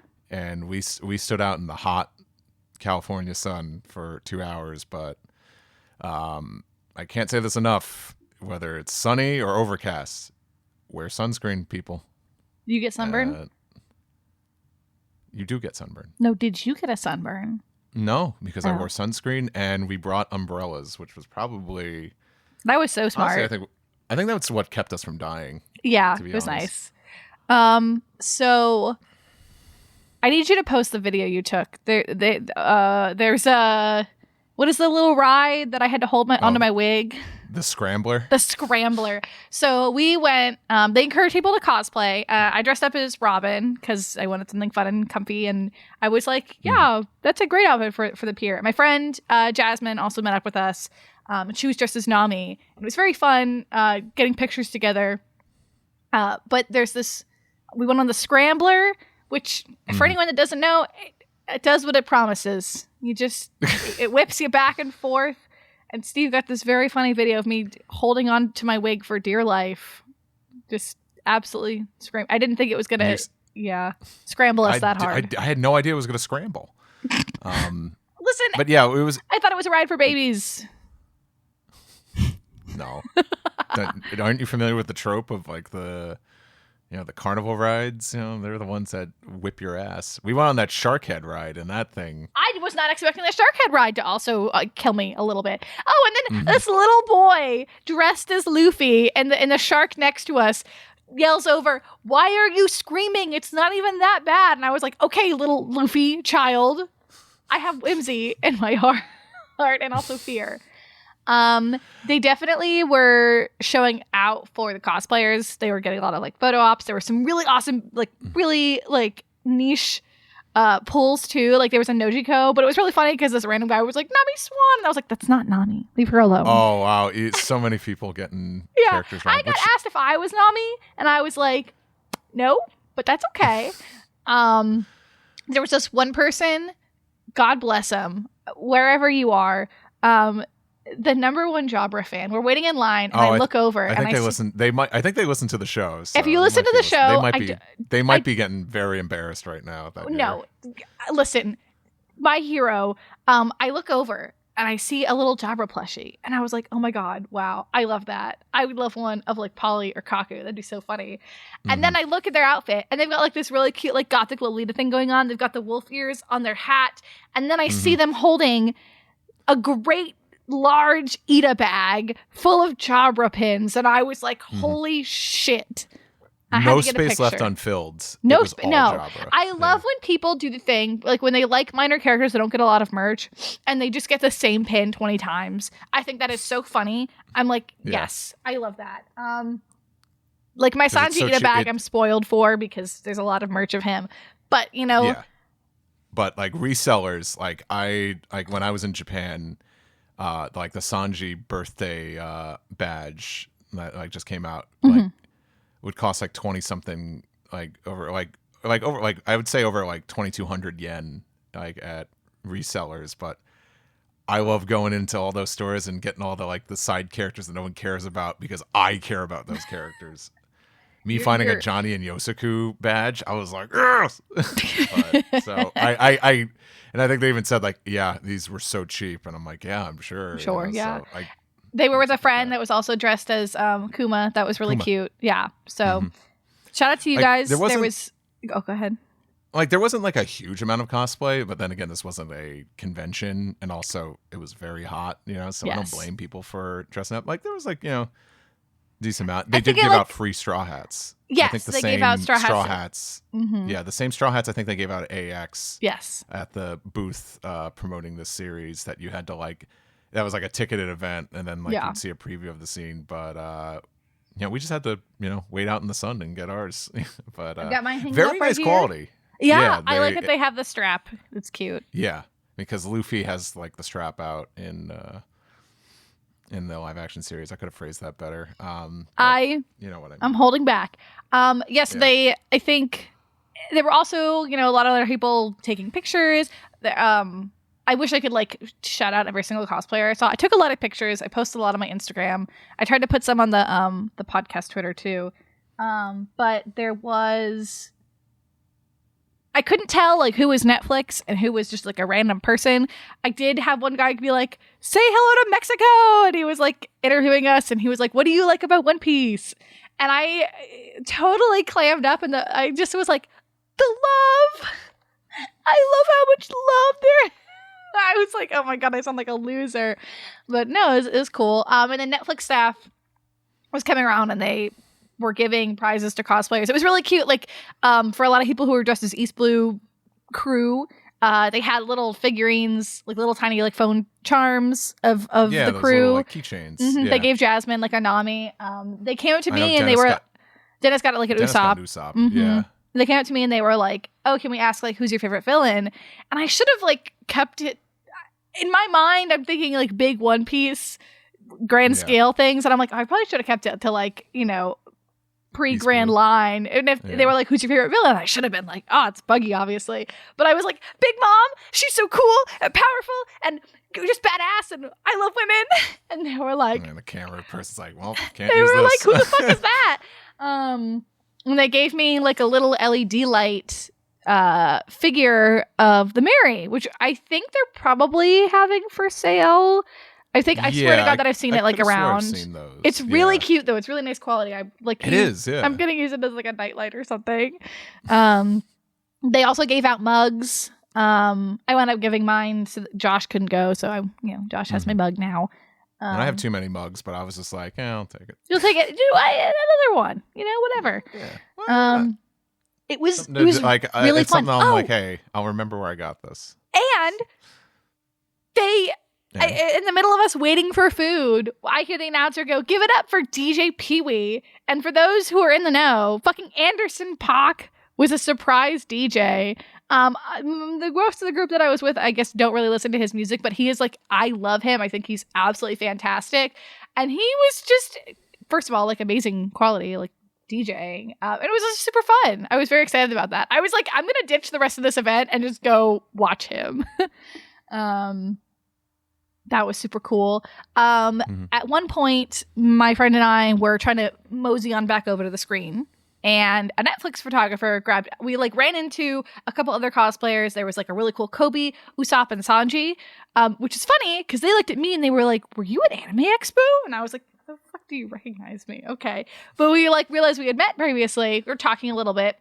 And this Netflix photographer looks at us and he's like, "Hey, can I bring you guys to the Ferris wheel and can we do a photo shoot on the Ferris wheel because it's sunset?" And we were like, "Fuck yeah, okay." And we were like waiting in line, and then another friend comes over who's dressed as Sanji, and we were trying to see if we could get everyone on the Ferris wheel carousel, but we had to cut one person. And the Sanji was like, no, it's okay. Like, I want to go get a good spot anyway. And we joked, we were like, oh, of course Sanji would, because like the other cosplayers were all doing gender bends. We were like, Sanji would be like, "Yes, ladies, go get your photos." So thank you to that Sanji. But that was really cool. Sanji fans out there, being chivalrous. Yes, and they were dressed in one of the best Sanji fits. They were dressed in his little Skypiea. Mm-hmm. Yeah, I saw like a couple like Skypiea Sanji represent. I saw someone just with like the Skypiea Sanji sweater. The pink shirt design. Gay people love Sanji's Skypiea fit. Like they show up for it. So I'm not surprised. Yeah, I feel like I can gauge what kind of fan someone is based on like what outfit they're wearing. It's like a Zodiac, but for One Piece eras.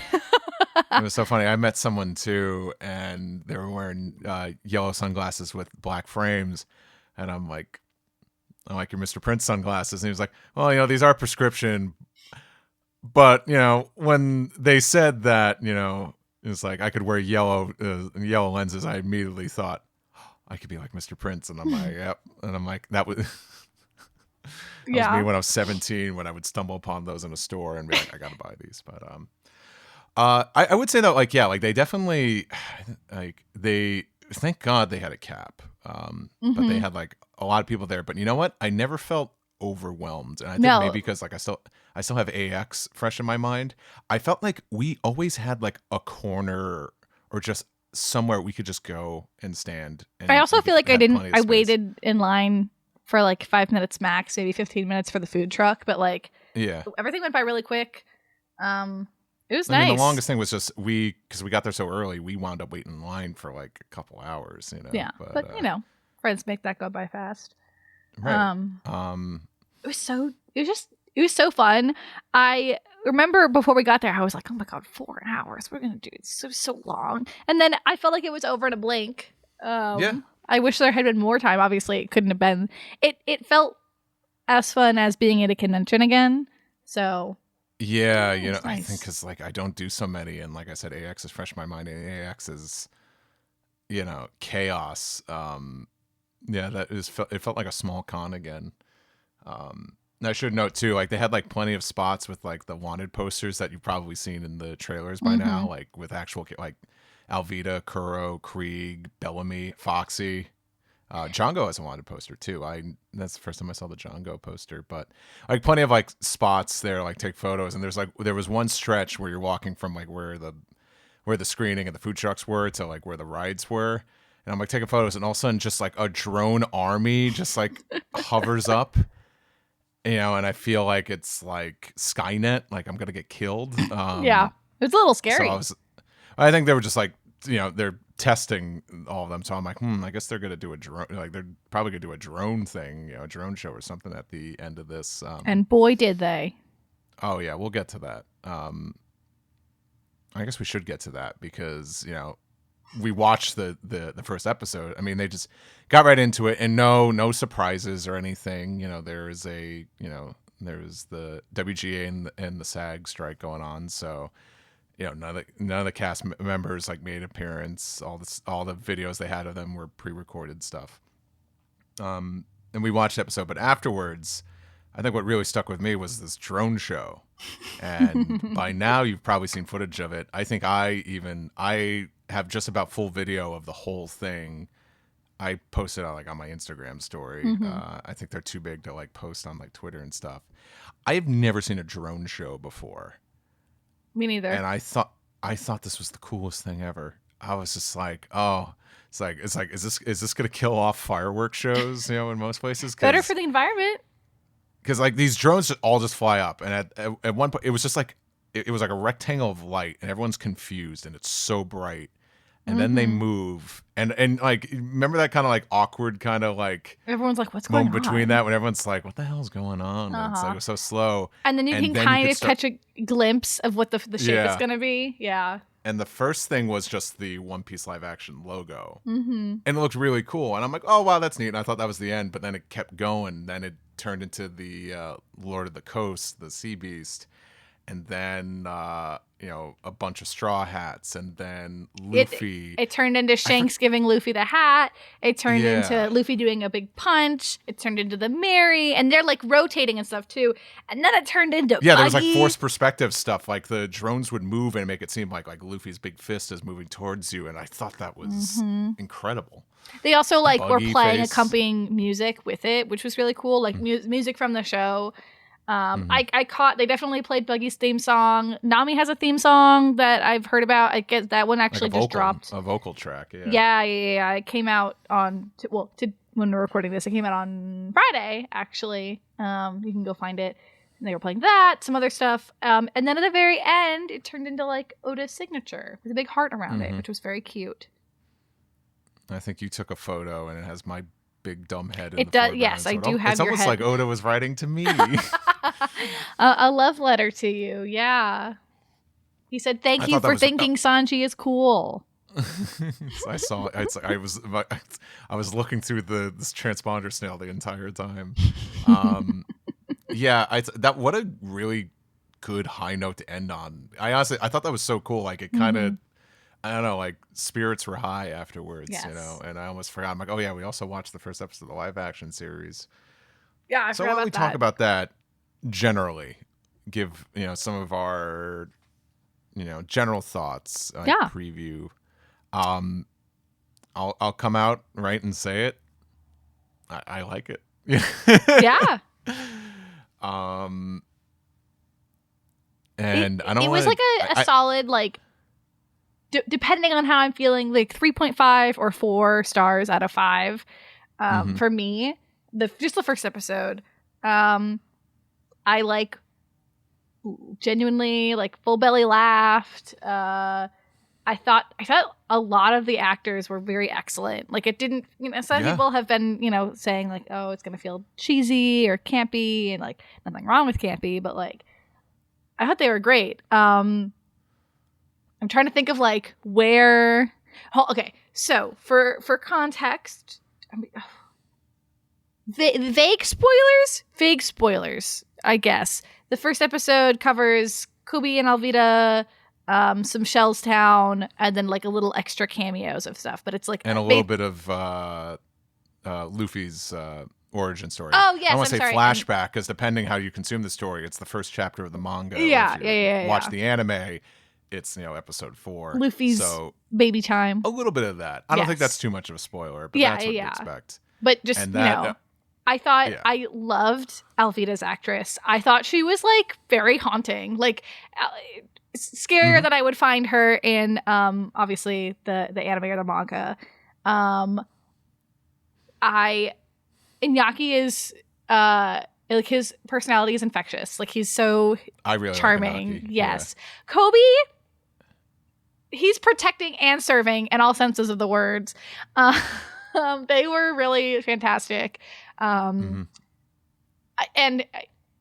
McKenyu, he's got like the little broody thing going on. So Zoro fans will like that. Yeah, definitely. Yeah, I think I hate to say stuff like broody or edgy. He's very fan servicey, and it for the cool action and also like the if you want to think he's hot.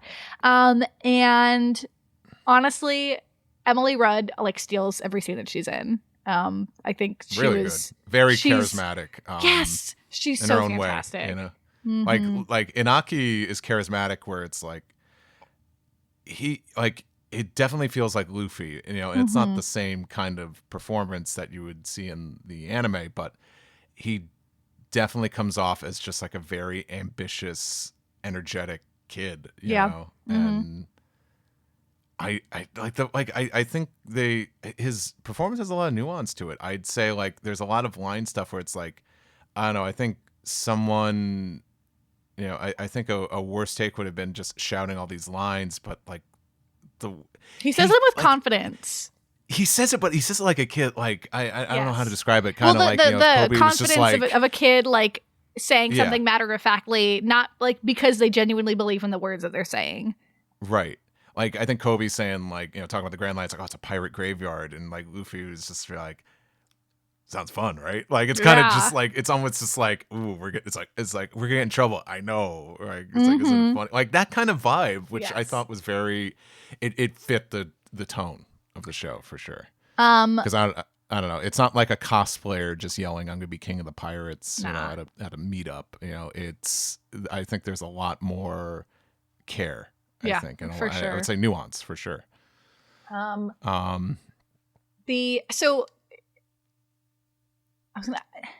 couldn't get like we were far enough away that I was like, okay, I'll talk about costuming and stuff later. I think I will delve into that when we actually review the episodes in the future. But I am very interested in that. Nami's wig was looking fantastic. I was like, oh, I love that it's like tousled by the sea. I have so much to say. I don't even know where to start with it. I think I was really impressed by the set for Luffy's flashback, by the way. I thought the way that they imagined how all of that would look was really cool. Yeah. It's not so much like it's not like in a village up like in like a grassy hill or something. It looked like a seaside port. Yeah. that's cobbled together, you know, something that would be frequented by pirates or, Like, you know. Waterworld or something, you know. And yeah, I like the set design. I can't really speak too much of. I just thought like, yeah, this looks good. Like it's like it doesn't look too sea shanty. I don't even think that's a that's not a description, but it's like I was thinking of like the naval base, because the thing about like One Piece, you know, it's a mix of like that, you know, fantastical pirate stuff, but also very modern. Yeah. In some ways, you know.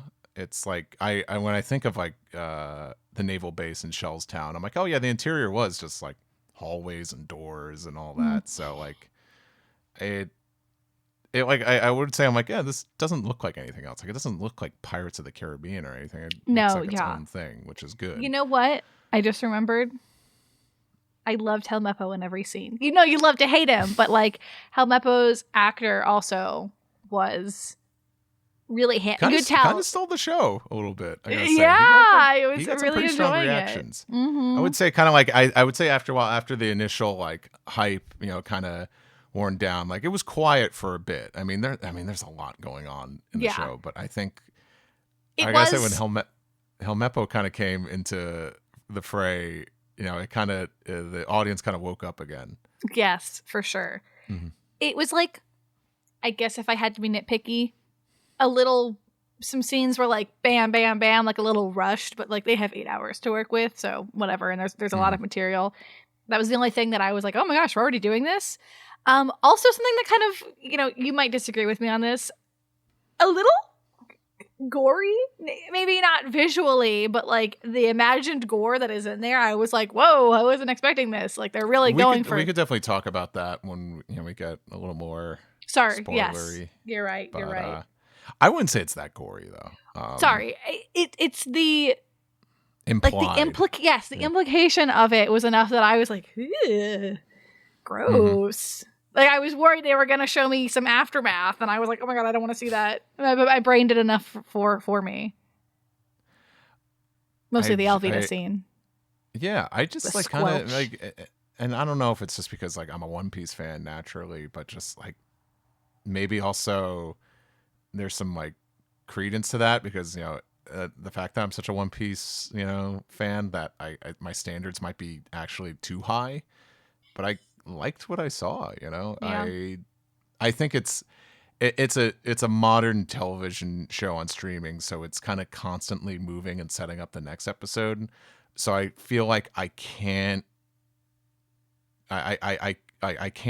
give it a definitive review just from its first episode. I don't think it's fair too for the show. But I'd say like, oh, the first episode kind of is like, you know, it's a good sampler of like all the different kind of vibes I think that are probably going to be in this show for sure. You know, like any One Piece movie, I'd say it kind of has that kind of vibe. It's like you have like the action, you kind of have the drama, you have the hilarity. I think it's like it's all there. I don't know. I was very charmed by it, and I think, you know, also, you know, kind of seeing all this stuff that I've seen, you know, in pages and on, you know, on like the small screen in animation, to see it kind of brought to life is interesting. Like seeing like, oh wow, so yeah, that's how Captain Morgan, you know, would look if you tried to pull off this, you know, you know, this metal jaw.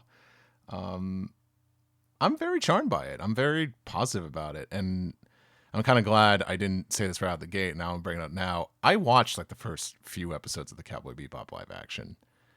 The vibes were never good from the beginning. I don't know. I feel like I've never really talked about my opinions on that series much publicly, but like it felt like it missed the mark completely, and just it felt like any other show with just this IP slapped onto it like a skin. And I don't get the sense from One Piece. It feels like it's embracing the source material. Yeah. So you know, and still not, I don't think everyone's necessarily gonna come out of this liking it and being changed. There's some people who don't want this at all and might not watch this at all, and that's fine. It's not meant to replace anything. I've said this so many times. It's just not meant to new replace the content. original. And I think of it as a celebration of the series, you know. It's this was going on so long. This is just another thing.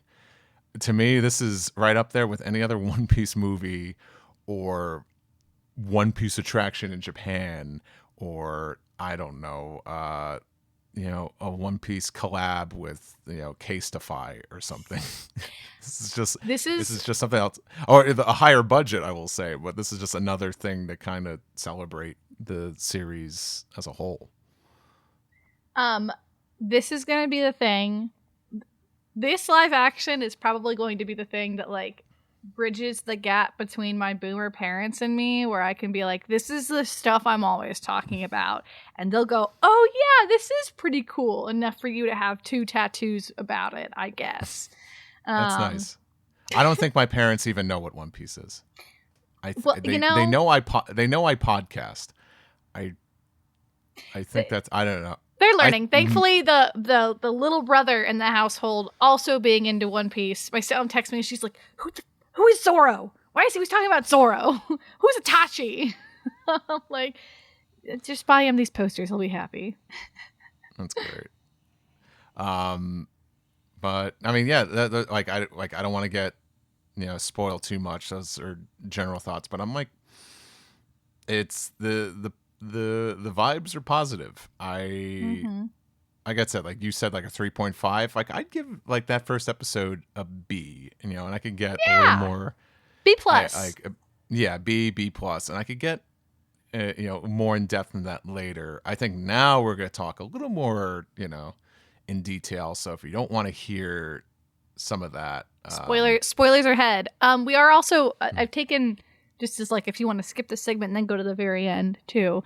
Some people in the Discord were asking us questions about it, so we will discuss those after. So that's coming later. They'll probably those are going to be spoilery answers anyway. So yeah, okay. Can I say something? This, but sure. Buggy. that was my favorite. I was afraid that it was sort of like spoilery to say that he was in it because it's a little at the very end. But oh my god.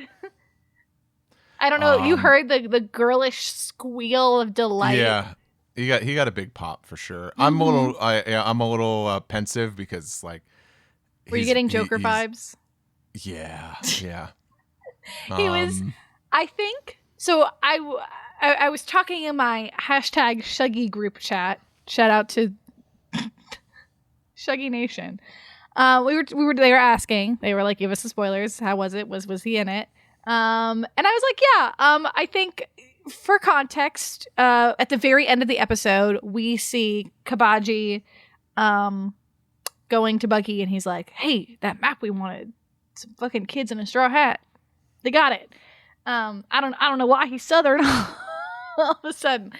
And Buggy is literally the only way that I can describe his posture. He is like up in his little throne. He's laying across it, feet in the air, kind of dangling about, very, very fun. But also like in the way that I would draw a character I was horny for. I was like, what is happening here with this posing? And he's like, I don't even remember what he said. I think I was just so excited about the fact that Buggy was there that my brain went static. He's kind of just like, that's my map. Yeah, he's like, we're gonna get it.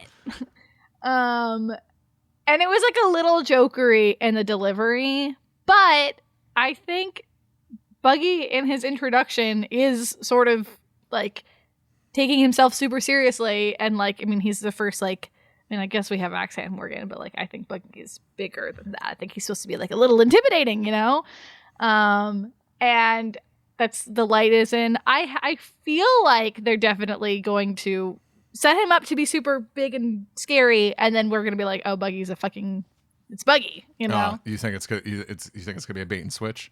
Yeah, they're gonna make fun. He's a clown. He's a little silly clown, and he goes chop chop. So, like, I hope so. Yeah. Yeah, that's hopefully what I would like to see, because I mean, it's Buggy. He's not scary. Yeah. But we don't know that Buggy's not scary yet. So in the context of this, that was just the vibes. But then again, it's like the end of the episode, so it's meant to be like, ooh, the next big bad. I better watch the next episode. So, let's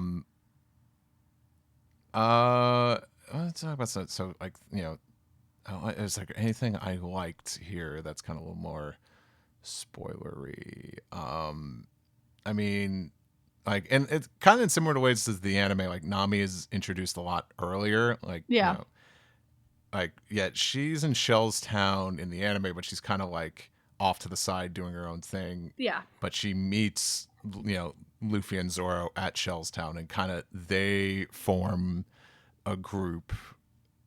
By the end, though, like I think that Nami and Zoro are still reluctant. They don't necessarily say they're part of the crew. Like Zoro doesn't have that kind of moment where like Luffy kind of truly wins over his respect. I mean, like, yeah, Zoro helps them out, but it kind of still feels more like, it's like, I guess, they helped me out, so, I owe them one.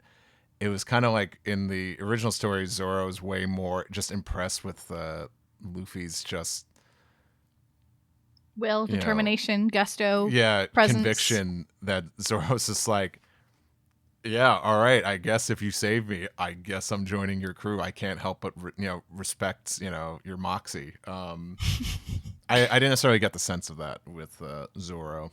I will say, I know we're talking positives here. I will get more. I would like to rewatch the episode, and then I will discuss this more in depth when we actually cover the episodes next week or when we're recording.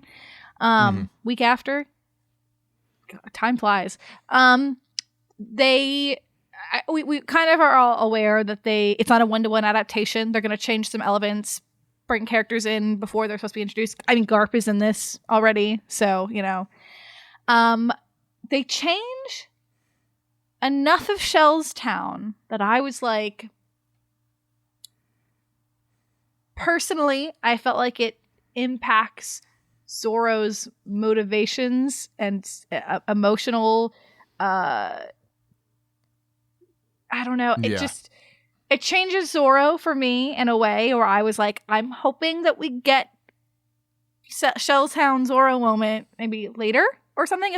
I'm giving it the benefit of the doubt that they will change this and it will go.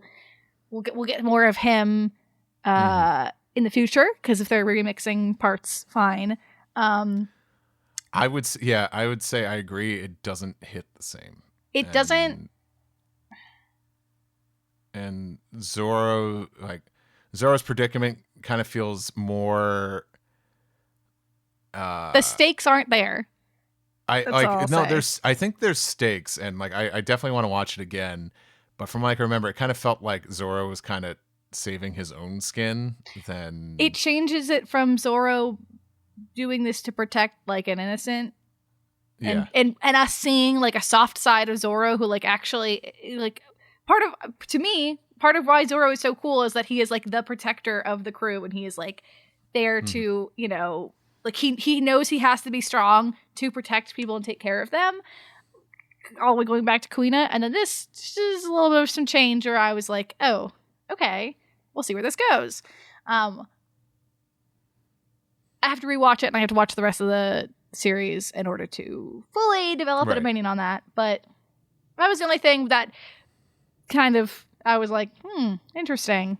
So I didn't feel that way while I was watching it. While I was watching it, I was like, oh, this is great. And then it wasn't until I had gone home, took a flight back to Atlanta, and then was sitting, and I was like, I'm still thinking about it. But yeah, sometimes these things they sit with you, stew a little bit more. But I know you've talked to me about that, and I'm like, yeah, I agree with you, and I definitely want to break that down a little bit more when we properly talk about the episode. Trying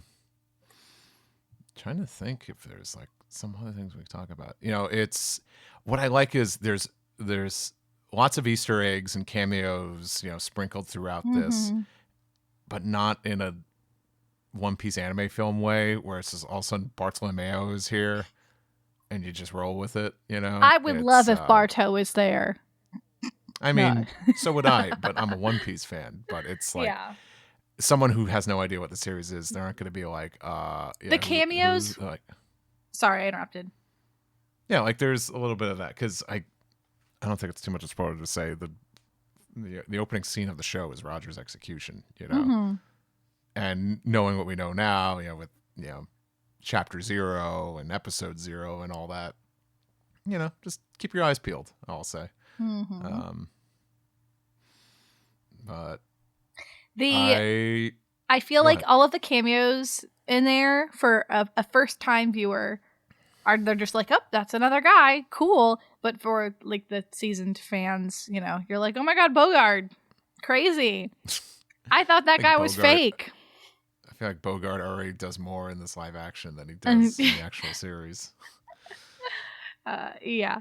But I think what I'm going to appreciate about this is that it's going to be friendly for new faces and old, or new fans and old. Again, I'm going to hold my mom at gunpoint and be like, we're watching this together. I'm not even going to try. You know what? My mom has begun to like cheesy, campy TV. And out of this Southern woman who normally is like, I'm going to watch True Blood. She's like watching K-dramas now. Like, what development is this? I guess I can put you onto One Piece. Anyway, we're off topic. Mm-hmm.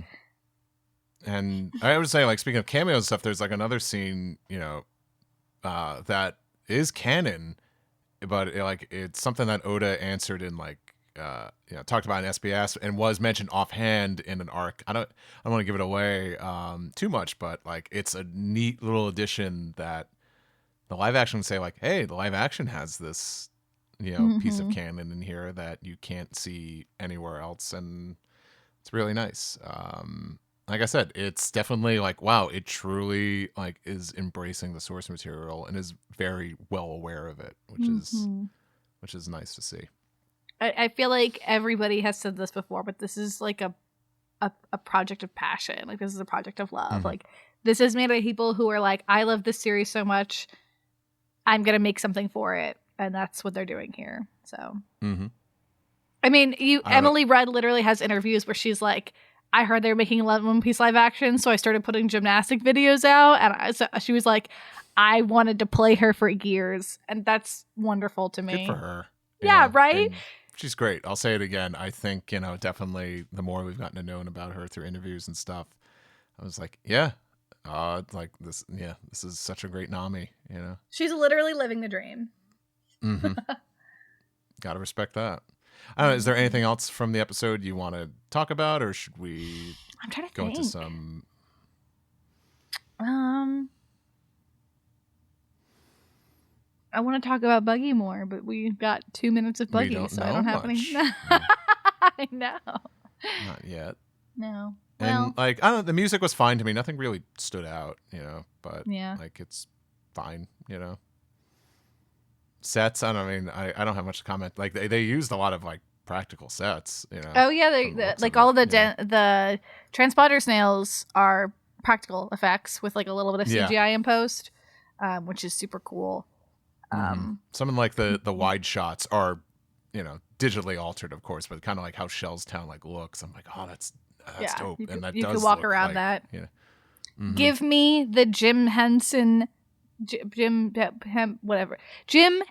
chopper. I want to see a little puppet chopper in season 2. If they were able to pull that off, that would be incredible. I would rather have a little laughing doll. I want it to look like the labyrinth. I don't want CGI. To be honest, a puppet would age better than CG. It doesn't matter how far we've come with CG. Yeah. It's always there's gonna be an expiration on that. Speaking of CG, they did the rubber. It looks good. It wasn't. Oh, yeah. It wasn't like, wow. I think it was so natural that I didn't even like think about it. I was literally like, this is a boy that stretches. Well, there was a couple. There wasn't too many moments where he really elongated, I should say. And I got to give them up I got to give it up for the fight choreography too.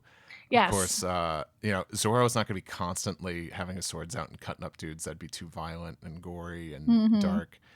But I kind of like the workarounds with it. Like, you know, like Zoro clearly like has some like martial arts training, and like, you know, he uses like his swords in their, you know, sheaths a lot, you know, beating guys up. And Luffy's kind of like, if you remember Luffy's fight choreography, it was a little more kind of like chaotic and stuff. And he's kind of like, you know, like rolling like over people's backs and stuff and dodging. It feels very in character. Like everyone has like a unique fighting style, which is really cool. Yes.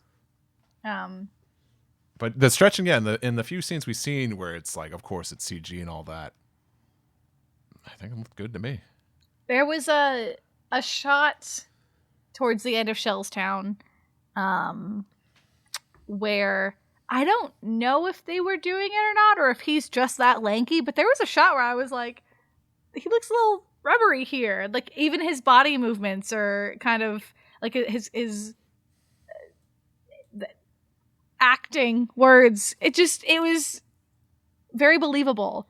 And I know that there's been, they've tried to do rubber powers stretching Mr. Incredible before, and it always tends to look just a little uncanny valley. This was not ever done in a way where I was like, ew, that looks weird. I don't like that. I heard somebody be like, oh, well, because we see a preview of it in the Alvida scene in one of the trailers. Someone's like, well, the lighting helps. He's also stretching in broad daylight, and it does look really good. I'm super, super, super hopeful for this. I came home to my roommates and they were like, well, what do you like? Sum it up for me. And I was like, I'm honestly hopeful for a season 2. Like, I think this will be well received enough that it would get renewed. I just need Netflix to fucking pay their actors and their people. And maybe that's the only thing standing in the way. But yeah, if the rest of the show follows what this episode had, I think it will be well received and well loved. Yeah, if it sticks with this kind of quality, or even like, goes, just a bit beyond it, I think we're gonna be in for a good season of TV. Okay, do you want to get in some questions that some fans sent in? There's a handful from the Discord. I think there was also, I'm going to check Disc Piece as well, because somebody mentioned that they were going to drop something in the Disc Piece for this week. So, okay. So, J4 Seraphim writes, says, for the, which scenes made you smile the most? Well, the very end with Buggy. I think that was just because I was really excited to see him. Yeah. So, I'm like, do we differentiate smile and laugh? I think I don't know. I kind of like when Luffy and Kobe kind of sail off on their own. Really, kind of just captured their dynamic perfectly, and they had great chemistry. They were great. Yeah, they bounced off each other so well. I think I really enjoyed that. Oh my gosh. I had a big smile during the opening scene with Roger's execution, which is not a laughing matter, but it felt right. But it was kind of the first, like, oh wow, this is One Piece. Yes, and minimal spoilers. There is a scene between Zoro and Helmeppo that made me laugh my fucking ass off. So when you see it, you'll know what I'm talking about. The entire crowd loved it. So yeah. This Ken loves One Piece says, where did babies... Nope. No, where babies come from. Can you and Steve sum up your thoughts on the first episode in 5 different words? Oh, I don't know if I... You get 5 words, I get 5 words. Exciting. Joyful.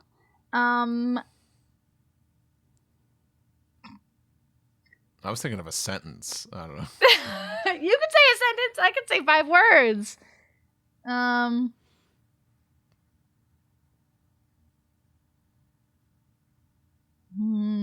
want to say caring, but you can take that however way you want.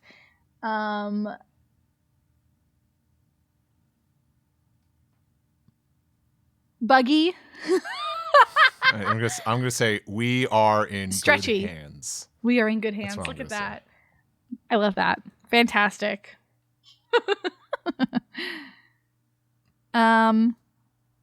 Let's see. Torak says, would you consider it leans closer to the anime or the manga in terms of adaptation? Also, did anybody feed Mary at the event? She looked hungry. We fed her love. The food was expensive, so especially with how mixed the reception has been to the live action Going Mary. I think she's adorable. They just had to add the tongue in. That was what was missing.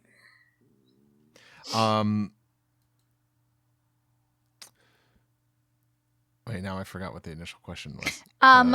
Would it be closer to the anime or the manga as Yes. far as adaptation? I think it pulls from both.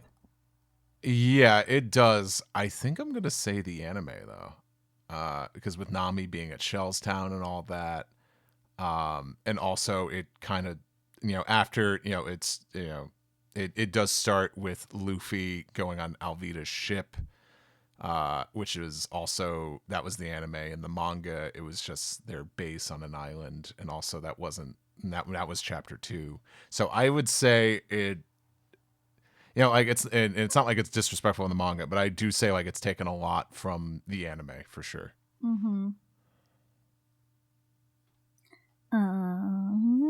Hold on.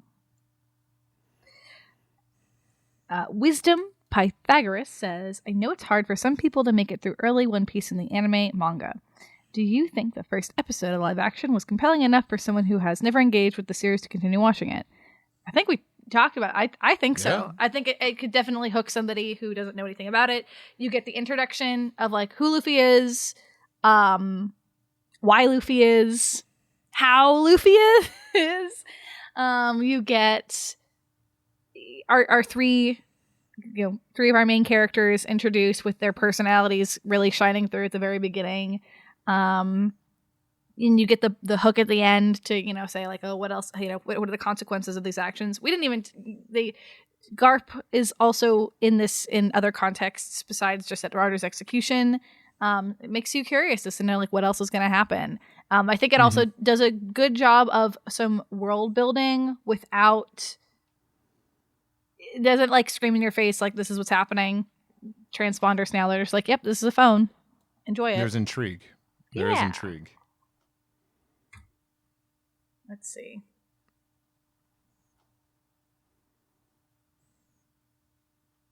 Okay, and then there's one over in Dispiece.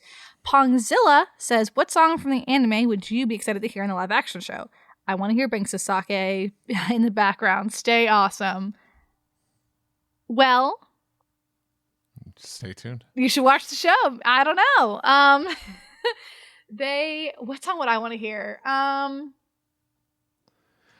Their theme songs that play during the eye catchers for commercials. Yeah. I would love to hear something like that be like scattered in. I think that'd be like another fun little cameo, but I also think it would be like a basis for some good background music. I think that most of the score is original. I don't think they're using like any or much of the anime music, but I don't know. Also, if maybe this is the fan in me, a little "We Are" sprinkled in somewhere.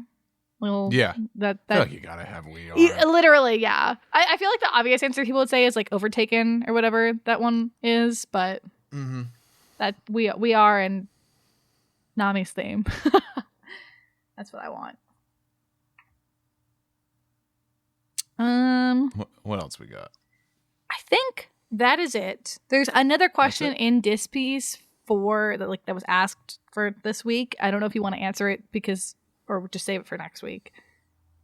Is it relating to the live Let's action? see.